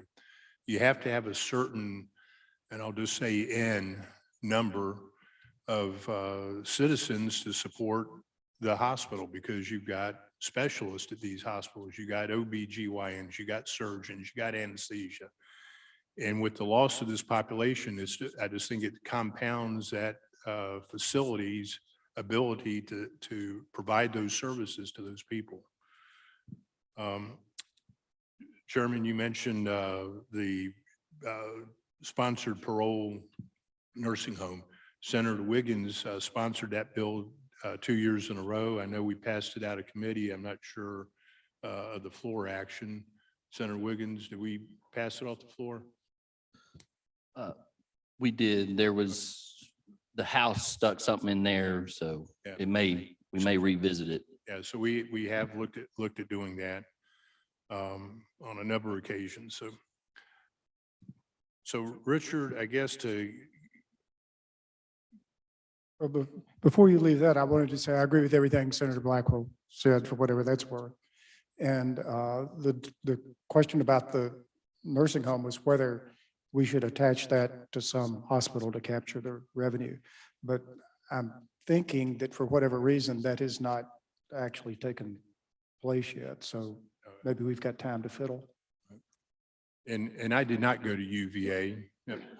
I went to Medical College of Virginia, so we're in the same state, but Well, I'm sorry. I'm trying to make it up. Richard, do the hospitals play any role in this downturn? Well, we've talked about different things that the hospitals can do and are doing. What we've seen over the last 15 to 20 years is significant transformation in the world of inpatient versus the world of outpatient. So hospitals over the last 10 to 15 years have been changing as technology advances change and more outpatient procedures are being done. As you mentioned, you don't have a need to stay 3, 4, 5, maybe a week in the hospital for things that now you can do on an outpatient basis. So you've seen hospitals over the last decade and a half really changing the entire business model to really where most of your revenue is getting derived from outpatient services as opposed to inpatient services. Whereas even as recently as 10 years ago, it was just the opposite. Inpatient was the majority of your payments, not outpatient. So they have been changing that business model. Right. So yeah, look, there was and you mentioned Hill Burton hospitals. We have many, dozens of our hospitals in the state of Mississippi that are still in those buildings. that were built in the 50s and 60s. They're still occupying and working out of those facilities. So you've got not just a physical reminder of the vestiges of 40, 50, 60 years ago of what healthcare looked like, but you also have some of the physical and financial remnants of that still kind of permeating through the system. And a lot of it ties back to the way the federal government has reimbursed. And a lot of it ties back to ebbs and flows and administrations and healthcare policy and reimbursement. I think what most hospitals would tell you, just tell us what the damn model needs to look like and we'll go figure it out. I think you hit on sort of where I was wanting to go. Hospitals have changed. They're health systems, are they not? That's right. They're not, you can't just look at them as a individual hospital anymore. So the hospitals have gone out and go into the ebb and flow. I've been in healthcare 47 years. You have hospitals going out and acquiring physician practices. And then that occurred, let's say maybe 90s or so, and then realized they didn't know how to manage those practices and that got divested themselves or in many cases gave them back to physicians and some of the scenarios that I'm aware of. How well do you think that the hospitals who and you made mention earlier, they forgot how to run a hospital. And I think sometimes in part, that's the problem is they stick too close to that hospital mentality. But how well do you think the hospital systems have managed that integration of additional physicians, all these specialties coming in, as well as developing their own outpatient services such as ambulatory surgeries? Yeah, so I mean, and it's different across the state. You've got some parts of the state, Jackson Metro, the coast, DeSoto County are different than healthcare in Greenwood, Greenville, Yazoo, different than Southwest Mississippi. So what you've seen over the last several years is hospitals not only diversifying how they provide services as a health system, but also downsizing services in their hospitals. There are places in the Delta where patients would go to the hospital to have a baby back in the 40s, 50s, and 60s, and there are no OBs in town and no babies are being delivered at that hospital. So, you know, there's stuff like that. You've also got, you know, the issue of physicians and where they're employed. Back in 1999, 2000, about 35% of the physicians in the state of Mississippi reported themselves as being self-employed. Fast forward to 2019, 2020, where it's about 60% of the physicians in Mississippi report as being self-employed. Many times when those physicians are being recruited or looking to come into the community, the hospital's the one that gets looked at as the one to employ them. Sometimes that's willingly, sometimes it's really not very willingly, but they'll try to figure out a way to make it work for the community to be able to recruit that physician. So you do have physicians now being employed by hospitals and trying to make that business model work. I think hospitals and physicians will both tell you it's a struggle. And I think there's probably two different perspectives at times on where things get hung up. But you know, I mean, look, there's a array of services that different health systems provide. Not every hospital is trying to do everything that every other hospital is trying to do. They're all trying to figure out what works best in their community and what services their community will support. So that looks different all over the state. Sure. And I know with over time, just going to medical school, the mentality, I guess, of the physicians coming out has changed.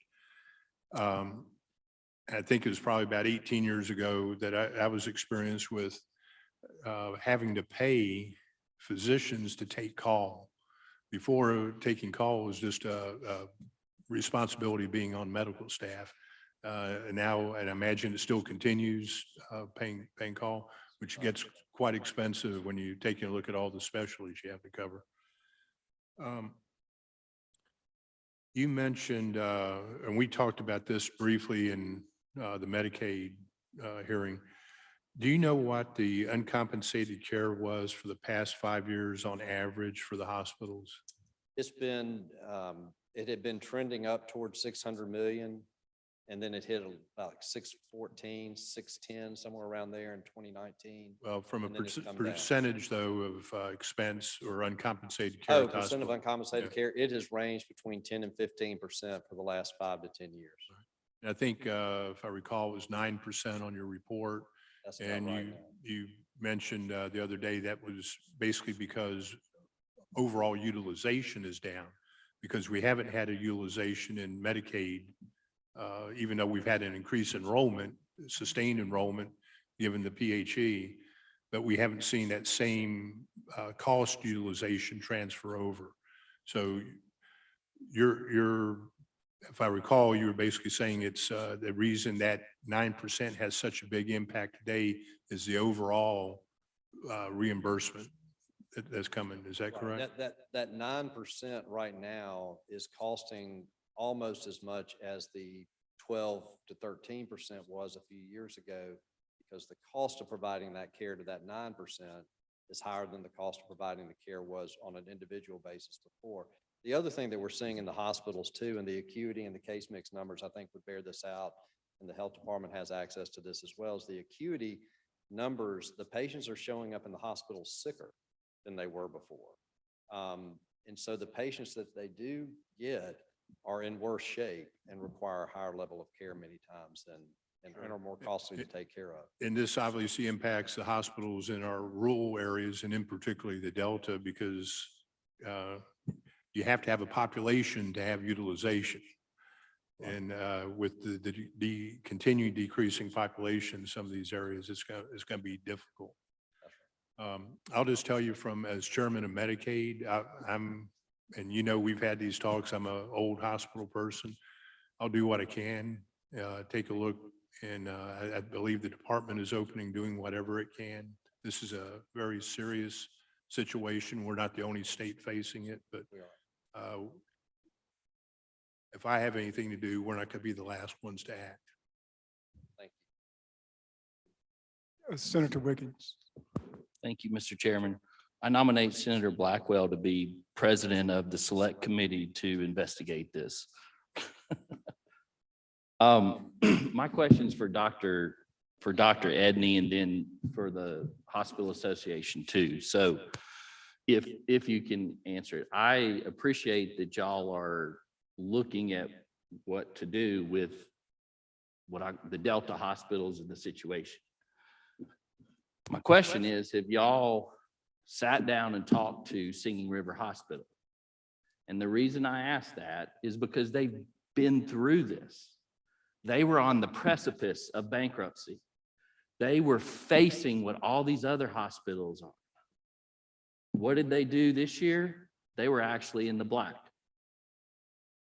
And they did it through hard work and some hard conversations. And I will tell you that the CEO, Tiffany Murdoch, has served throughout this country in different states. And this is not new to her. What we're seeing here is a decade in the making, like you've said. So, and they're in a good position, and we know where and they're about to sell, or they put out their RFPs because they looked in the mirror and they said, guess what? We need a partner. So my question is, have y'all, either the Department of Health or the Hospital Association, sat down with them and said, what did y'all do to rebound and make it happen? I've been watching the Singing River situation is quite unique, and I think everybody needs to pay attention to what they're saying at Singing River. They're being extremely thoughtful and looking forward as best they can. But I mean, those challenges have been very strong, even in a more favorable healthcare climate. So where I physically has been spending my time most recently has been in the Delta, talking to CEOs in the Delta, looking at communities in the Delta. But I've been watching that situation very closely because when they said we're okay now, but we won't be in 10 years, Right. that got my attention. It got mine too.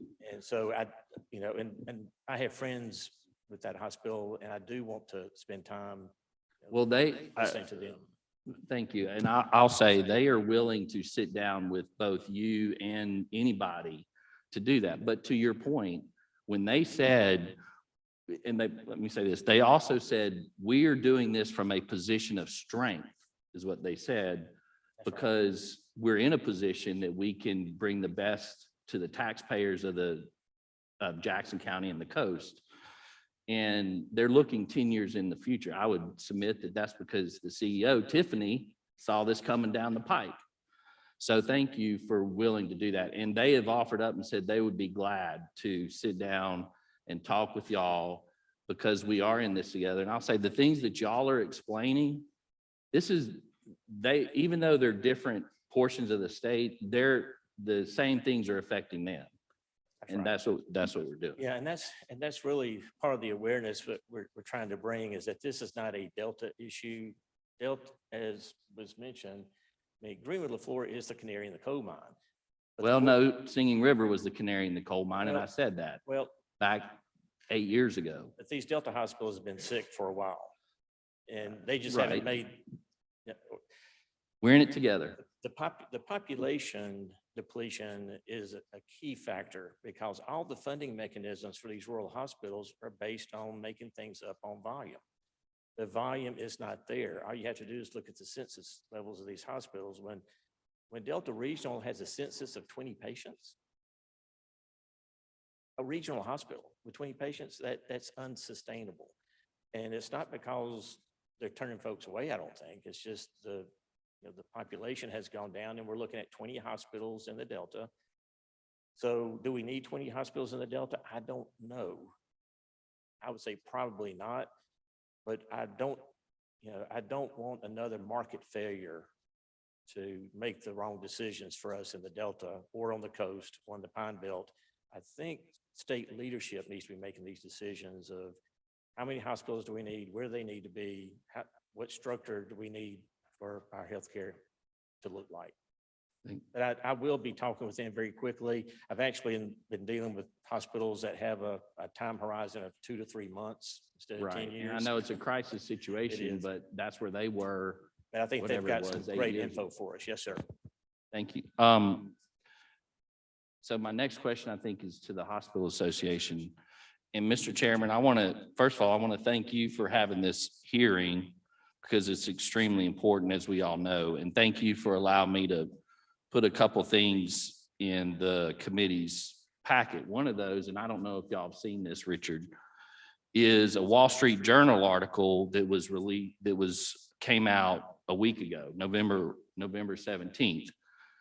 And Mr. Chairman, since we're exploring this, the purpose of this is to shift the conversation to not just the hospitals, but also the patients and the consumers.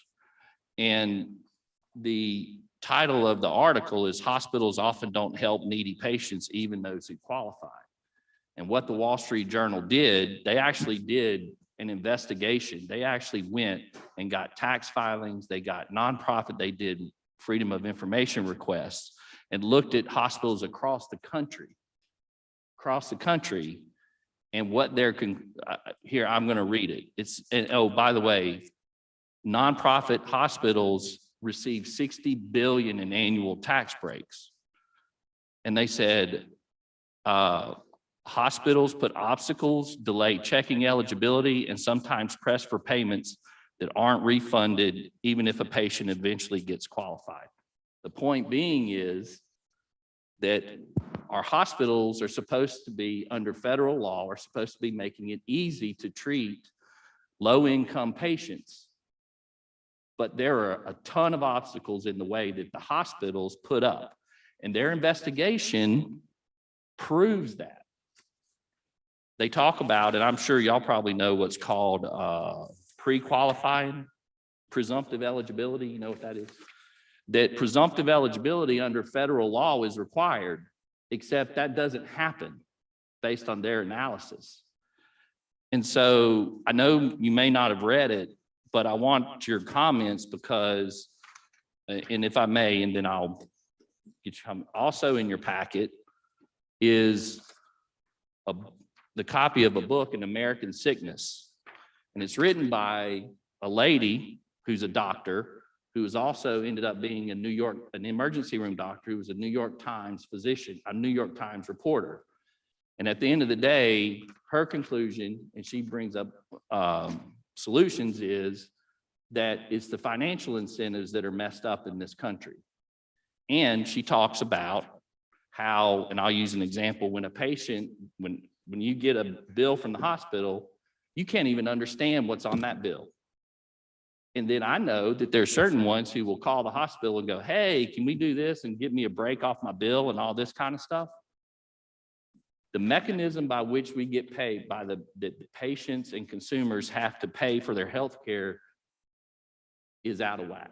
And so I just want to know what your thoughts are on that. And I don't know, my assumption is the answer is going to be, our nonprofits don't do that in this state. But they looked at government hospitals and nonprofit hospitals and private hospitals for this article. And so what's your thoughts about that, or where are you? Yeah, well, so you said your assumption was going to be that. But We don't do it in there's an old Mississippi. line about, what happens when you assume, I know that. what that says. So I will tell you, I did see the article, and there've been other publications that picked up on that same report. So I'll tell you what our hospital administrators have told me as it relates to the issue of charity care, which is really what that's getting at. So in Mississippi and in other states, those nonprofit hospitals can offer charity care to their patients who qualify. It's low-income patients. They can get a discount off of their bill. That's part of the deal for being a nonprofit, and community-owned hospitals the same way. So when I've talked about this over many years with our hospital administrators, they face particular challenges of people not wanting to fill out the form so they can write off the charity care. A family of four making up to $70,000 in Mississippi can get a significant discount that the hospitals are willing to do. It gets written off. It shows up in bad debt, uncompensated care. So it does show up.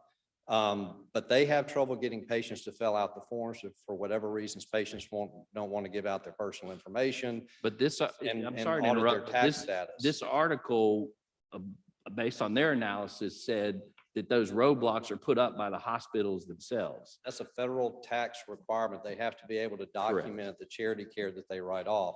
So it's not a hospital roadblock. It's part of what the hospitals have to do to be able to say they've written off $50,000 in hospital bills for Richard Robertson. Richard Robertson has to fill out a form attesting that Richard Robertson qualifies for that write-off by virtue of his financial status. 15% of all the nonprofit hospitals admitted that they didn't report using the option. I don't know what that number is for Mississippi. Well, okay, and among those who do pre-qualify, they would send out bills to them before they actually gave them a chance to go qualify for it. That's what this article says. I can tell you, this has come up numerous times over the last several years when I've talked to administrators. And the biggest challenge they have, there's some in the room right now if you want to hear from them, but the biggest challenge, as I understand it, is folks are reluctant to fill out the charity care forms and provide additional information to attest to that. On the presumptive eligibility, the Division of Medicaid has done hospital presumptive eligibility for years. Many of the large hospitals do participate in that with an embedded, at one time, Medicaid was putting eligibility caseworkers in the larger hospitals. UMMC, I know, had one or two caseworkers that would work from the Division of Medicaid to qualify people for Medicaid. That was super important a lot of times for moms that had not gotten on Medicaid during their pregnancy that should have and could have. They would come in and get qualified. So that's something from the Division of Medicaid that they've done for years with And it Mississippi doesn't require hospitals. an application. Hospital presumptive eligibility does not. Right. You have to take down the person's name and their information.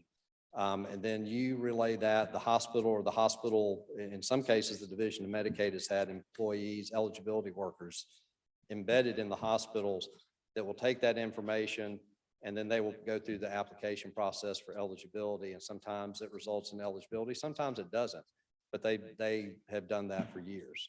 Well, And to be honest with you, many people decided that that's not something they wanted to promote who, the hospitals? from the state level. It was not something that was promoted very widely in trying to recruit people that would come on under that presumptive eligibility several years That the ago. hospitals wouldn't recruit it. No, or it the was not state- something the state was necessarily promoting, Okay. Well, but hospitals do try to get folks qualified however they can. I mean, it's safe to say that when you're a patient and you receive your bills, and not many people can understand because it's so convoluted and so confusing. I mean, y'all have certainly heard that. Yeah, Yeah. you have to, yeah, it has to go through whoever your payer is, gets a bill, that gets washed through. But a lot of that is also driven by some of the things coming out of Medicare as to what hospitals have to bill for, as it relates to what they have to do with Medicare. And you can see how frustrating it is for patients, for even people who want to pay their bills and cannot, or they don't have the money. You can see how frustrating it is for those consumers. That's why I led with those first three slides that talked about annual median household income in Mississippi, poverty rates, and why I acknowledged in the first three slides that we have a very challenging environment here in Mississippi, where we have an extremely high number of low income, we have an extremely high number of folks who don't have insurance. And the single biggest thing we could have done for almost 10 years is do something with Medicaid expansion. to help. Right. And I'm glad you brought that up. So from what I've heard here today, and please correct me if you have a different opinion, but this is a multifaceted problem that we're trying to address. And because it's multifaceted, Medicaid expansion solely will not fix this problem. Am I correct in saying that? It may not solely fix it, but Okay. I would argue it would go a long way. It would go a long way because it would be a revenue stream to some of the hospitals, but 10 years down the road, we could be in another situation. Well, but it would also give those individuals who right now have no form of coverage the ability to access care before they had to access it at a hospital. And right now, under EMTALA, which is a federal law, all those patients, any patient who feels the need to come to a hospital emergency department has to be rendered some type of service. And Right? that's where a lot of people get their primary care. And so by giving people an option to get coverage somewhere else, hopefully they seek it in a primary care setting and not at a hospital. Because it would allow them to get preventative care, Exactly. which would then lower the rates or presumably lower the chronic. It would uh, improve the things quality of that- healthcare for Right, okay. many So- young adults. So it's a healthcare, it's a improvement of healthcare issue from that standpoint. Exactly. And there's other factors, but even with Medicaid expansion, this problems that we've heard here today have continued to go on all across the country. Yes. Yeah, okay.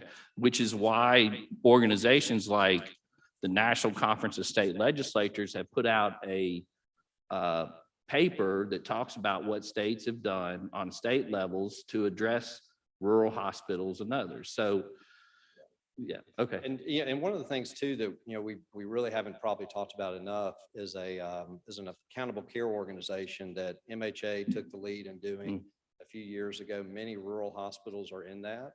And it's had a shared savings of $15 to $20 million a year for Medicare, I believe. Is there being one in returned to those Forest? Is members. that the one Forest General is? They're in a different one, I believe. Okay, But there are but- several hospitals doing it. And for some of the rural hospitals that didn't have necessarily the scale on their own to do something as a bigger system, MHA put together one about, 2018, 2019, somewhere in there. And it's had some significant shared savings. It not only, it's good for patients, good for the hospitals, good for the payer, in that case, Medicare.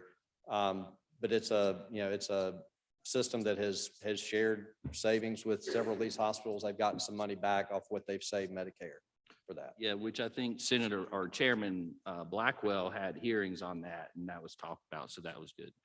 All right. Thank you very much for your answers. Senator McMahon. Thank you, Mr. Chairman.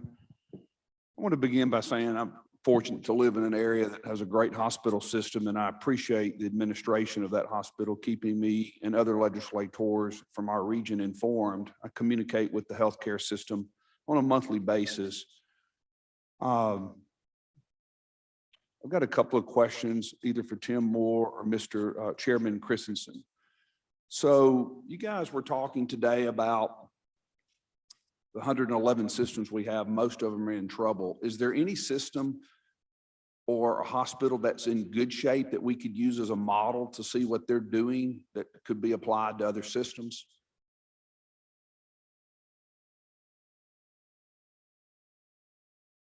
I think that's a good question. And I think you've probably got several that are doing various different things. But the complexity of this comes about when you start looking at different regions. You're looking at different payer mixes. You're looking at different services that are offered. When you start looking at, they give me the numbers before I got here, I'll just tell you. You look at Forest General down in Hattiesburg that lost $37 million this year on operations, projecting to lose that next year. North Mississippi projecting to lose next year.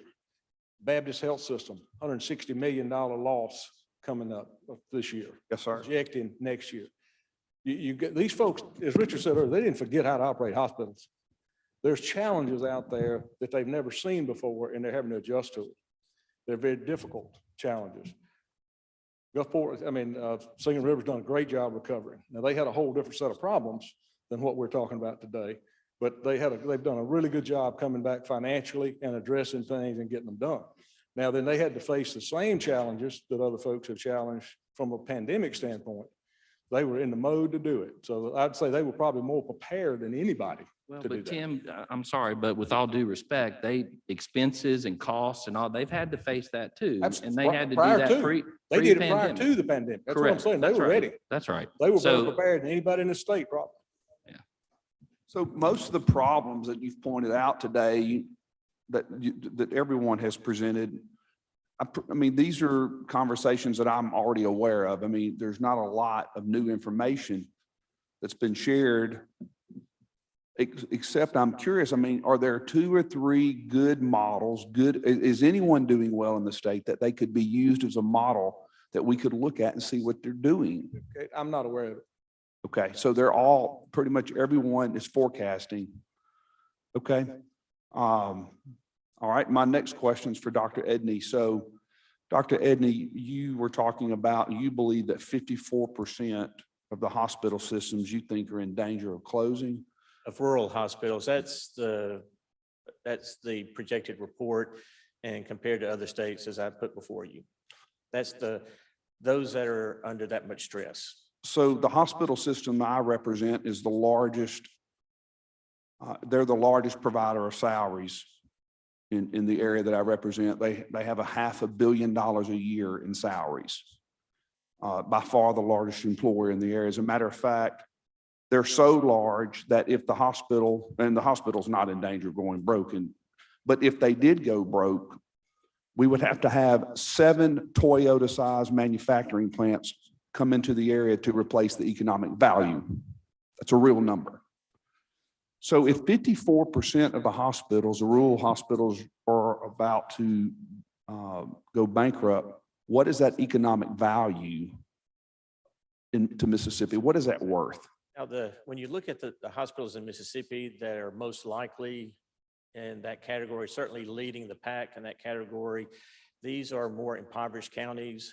But these hospitals, they're not hospital systems, they're just hospitals or maybe some clinics. Rural hospital, yeah. Rural hospitals, they usually, if they're not the #1 payroll provider for that county, they're #2. I think Greenwood-LaFleur is #2.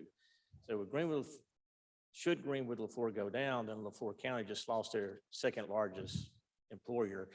And that's true most of these are small, medium-sized counties that still have that little critical access hospital. The ones I'm most worried about are the ones who did not convert or were not unable to convert are still acute care hospitals with all the burdens. Now, understand, before COVID, most hospitals had some reserve. Yes, sir. And with COVID hitting, for some reason, everybody thinks that COVID was this great economic boom for healthcare, and it was not. And it wiped out the majority of the reserves for our rural hospitals, none of which is able to be replaced, compounded by the staffing issue that we've all heard you know, and one reason census is down is because staffing is so low throughout the rural areas of the state. And the staff they have is very expensive. So overhead is up, payments are flat, reserves are gone. And, you know, you're looking at an industry that has nowhere to cost shift. Every other business entity outside of North Mississippi Health System, every other Lee County business, if costs are going up, they can shift. Sure. That your hospital can't. So they do have to be innovative. And I do think, I mean, that's a good example, I think, of a healthy hospital system. Not as healthy probably as 3 years ago, but nobody is. And that's true for healthcare in general. But that's why it's so important to understand all the different factors that are coming to play now, you know. And please pay attention to sequestration that nobody talks about. This is probably the first meeting I've heard it brought up, but these, you know, healthcare has been dealing with those cuts for 10 years to fund the Affordable Care Act for Louisiana and Arkansas. Yes, sir. And I mean, those are real dollars that have been impacting the healthcare system that's, you know, been building up over a decade. You know, I'm aware of the prices and the caps on cost or what they're able to charge for different procedures and things. You know, I'm a private sector guy. And I believe in the free market, but it's not a free market. The federal government intervened in healthcare in the 1960s. We've had 80 years now, 70 years now of the federal government interjecting itself in healthcare, and it's not a free market when one agency is setting the prices for procedures that are recognized throughout the country. And that's how insurance companies are reimbursing. But it would be interesting if we could figure out what the Sure. economic value of those 54 systems are, just so that we have a number that we can, Question. that we can deal with. Now, Tim Moore do that. the other question is, you were saying that there were some counties that you felt like the Department of Health was going to have to step in and expand some services. I would strongly encourage you, let's find a public-private partnership model that's working somewhere else. And let's use that as the model, because here's what will happen, Dr. Egney. If the state steps in and creates a bare minimum healthcare, you'll never have another private sector operator come into that area. They'll never be a need for them. They won't come in there and compete with government because government can't go broke. When's the last time one of the healthcare departments went broke and closed? It was 2016. But you understand the premise behind it, that let's find a model where it's a public-private partnership, and let's run some pilot programs on it. I'm all for that. In fact, in terms of our health disparity work to get us off the bottom, that's absolutely mandatory for resources. But Senator, please understand what I'm talking about. I'm talking about areas of the state where no one wants to go, where no one is, and we're the last man standing. And that's our job. And state government's been involved in healthcare since 1877 with the health department. And we're going to continue to do what you charge us to do. And what I'm saying, the crisis in the Delta is reaching a point. We do have areas that are developing with little to no health care. So it's our job, it's our responsibility to step up until we can get the healthcare community back where it needs to be. I hear what you're saying. We have no desire to compete with anybody. We don't have the resources to compete with anybody. These are things I don't want to do. Sure. But I may have to do. Understood. Mr. Chairman, thank you for allowing me to ask a few questions, and I appreciate all of your commitment to healthcare. Thank you. I have Senator Horn, unless someone else has a burden on his heart, I'm going to recognize Senator Horn for the last question. Thank you, Mr. Chairman. And it's actually two questions. One to Dr. Edney. And Dr., and I apologize, I had to step out for a few minutes in the middle of your presentation. You said that we're on the brink of a public health crisis, perhaps in the Delta or elsewhere in Mississippi. Are we on the brink of a declaration of a disaster in healthcare? Senator, that's a very good question. What we're doing at the health department right now is we are studying each of those most impacted counties to see what resources are there, what resources are needed, and what we can do to facilitate resources being brought to bear. Those studies are going on right now. One thing we have to look at with hospitals with low census in the Delta is making sure there's not something else other than population decreases. You know, we're about studying ER volumes. You know, are patients just not coming? Are they just not getting care? Are they going to other places outside the Delta for care? Those are things that we need information for. So it's 3 months ago, it was a situation. Today, it is an urgency. And if something doesn't change, if we were to lose 4 or 5 Delta hospitals within 6 months or so, that would be a crisis. We're not there today. We're looking at one hospital in grave danger with 2, 3, 4 right behind it, that hopefully what y'all are going to do is going to help. I believe it will. Thank you. And to any member of the Hospital Association who care to respond, you all have identified 6 possible options that the state could adopt in terms of improving the financial situation of some of these troubled hospitals, especially in the rural communities. You have a list of prioritizations of these 6 items. Do you care to share? You know, all of them are just put out to try to get to a financial objective. And, you know, when a hungry person goes through the buffet line, he's not too worried about which one he gets first, as long as he gets something. I think the industry right now is kind of offering up a few buffet line options. The Division of Medicaid has moved along very quickly on the supplemental payment option. So I think that's the one that's most immediately before us. That would be a huge relief. The provider tax issue, a reduction in that would be something that the legislature would have to do. Medicaid cannot do it on its own. It's in statute. That would be something that the state could do. You know, if it's a 1-year reprieve or 1-year break, that would be incredibly helpful. The rural hospitals don't pay a significant amount in that tax, but any amount that they do pay is helpful. But that's why we put the rural hospital access payment in there too.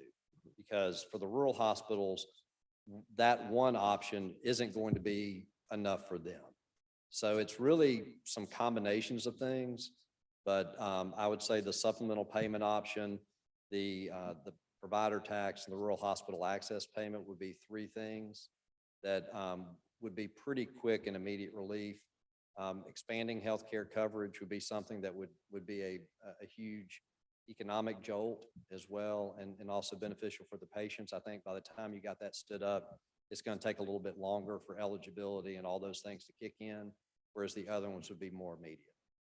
And to the question of Medicaid expansion, I understand that Senator Blackwell asked a question about the efficacy of doing the expansion. Everything I read, it's a no-brainer that we would expand Medicaid in this state, given all of the benefits that come to it. The fact that we're dealing with the working poor. It's not just folks who aren't working out there. It's not even that group that would get the expansion. It's the working poor. Is that your assessment of things as well? Well, it's something we've looked at, but also, you know, several different economic reports have come out that have all found it to be favorable. And it also, sorry. Senator, a couple of things on that. I want to add just a couple of points to the question you asked before and on the priority of those lists. The most important thing to take away from this committee is there's no one item on that list that'll fix it. Expansion certainly is an option to move forward, but as Senator Wiggins mentioned a while ago, it won't do it alone. I'll be the first one to stand here and tell you that. And the last time we went in to see leadership, we said that because we didn't even ask for expansion, because it alone will not save our hospitals. It's going to be a multitude of approaches, and there's many reasons for that. All of our hospitals function differently, from a system to a freestanding public hospital to our small rural hospitals. If you pull one lever, it doesn't actually move the money for them. So there have to be a multiple approach and multiple levers pulled in order to take care of each of those different types of facilities. From a Medicaid expansion standpoint, you probably know now that South Dakota passed it under a ballot initiative, November, second Tuesday, November, first Tuesday, November. November 8th. 56% of the people there. We know for a fact that under our polls, we had closer to 65% in Mississippi had it come before the ballot initiative. And yes, sir, I don't think out of that 38, nobody has stopped it. They continue to use it. They continue to take down federal dollars just like they take them for everything else. So, it's been a good thing for everybody that's involved, the state, the patient, and the provider. So is it fair to say that these 6 items or some variation of these 6 items will constitute your wish list for the legislative session in January? Yes, sir. Thank you, Mr. Chairman. Senator Wiggins, you seem terribly distressed. Are you still distressed over there? Thank you, Mr. Chairman.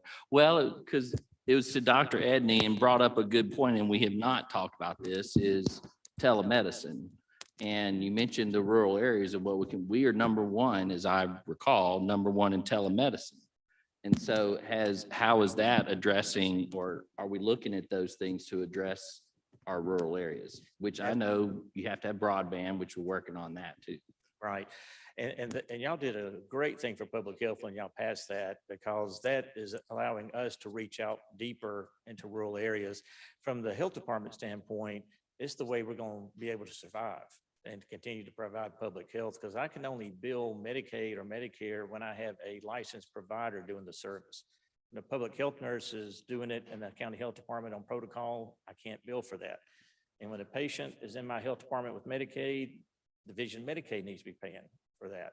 So, but with us extending telemedicine, as we are currently doing today, out into our county health departments, we will be stretching the net of public health statewide using telemedicine as well as our face-to-face visits. And I know private sector friends and partners are doing likewise. So I think between what public health is doing, what private medicine is doing, that will be a big lift for rural medicine. That could help us and will be one of the solutions. Absolutely. It's a Thank very you. important one. Thank you. Telemedicine is a good way to deliver a baby too, isn't it? So I in my I wouldn't sunset, know. in my sunset years, I have internet healthcare to look forward to. Oh, joy. And with that, we'll stand adjourned.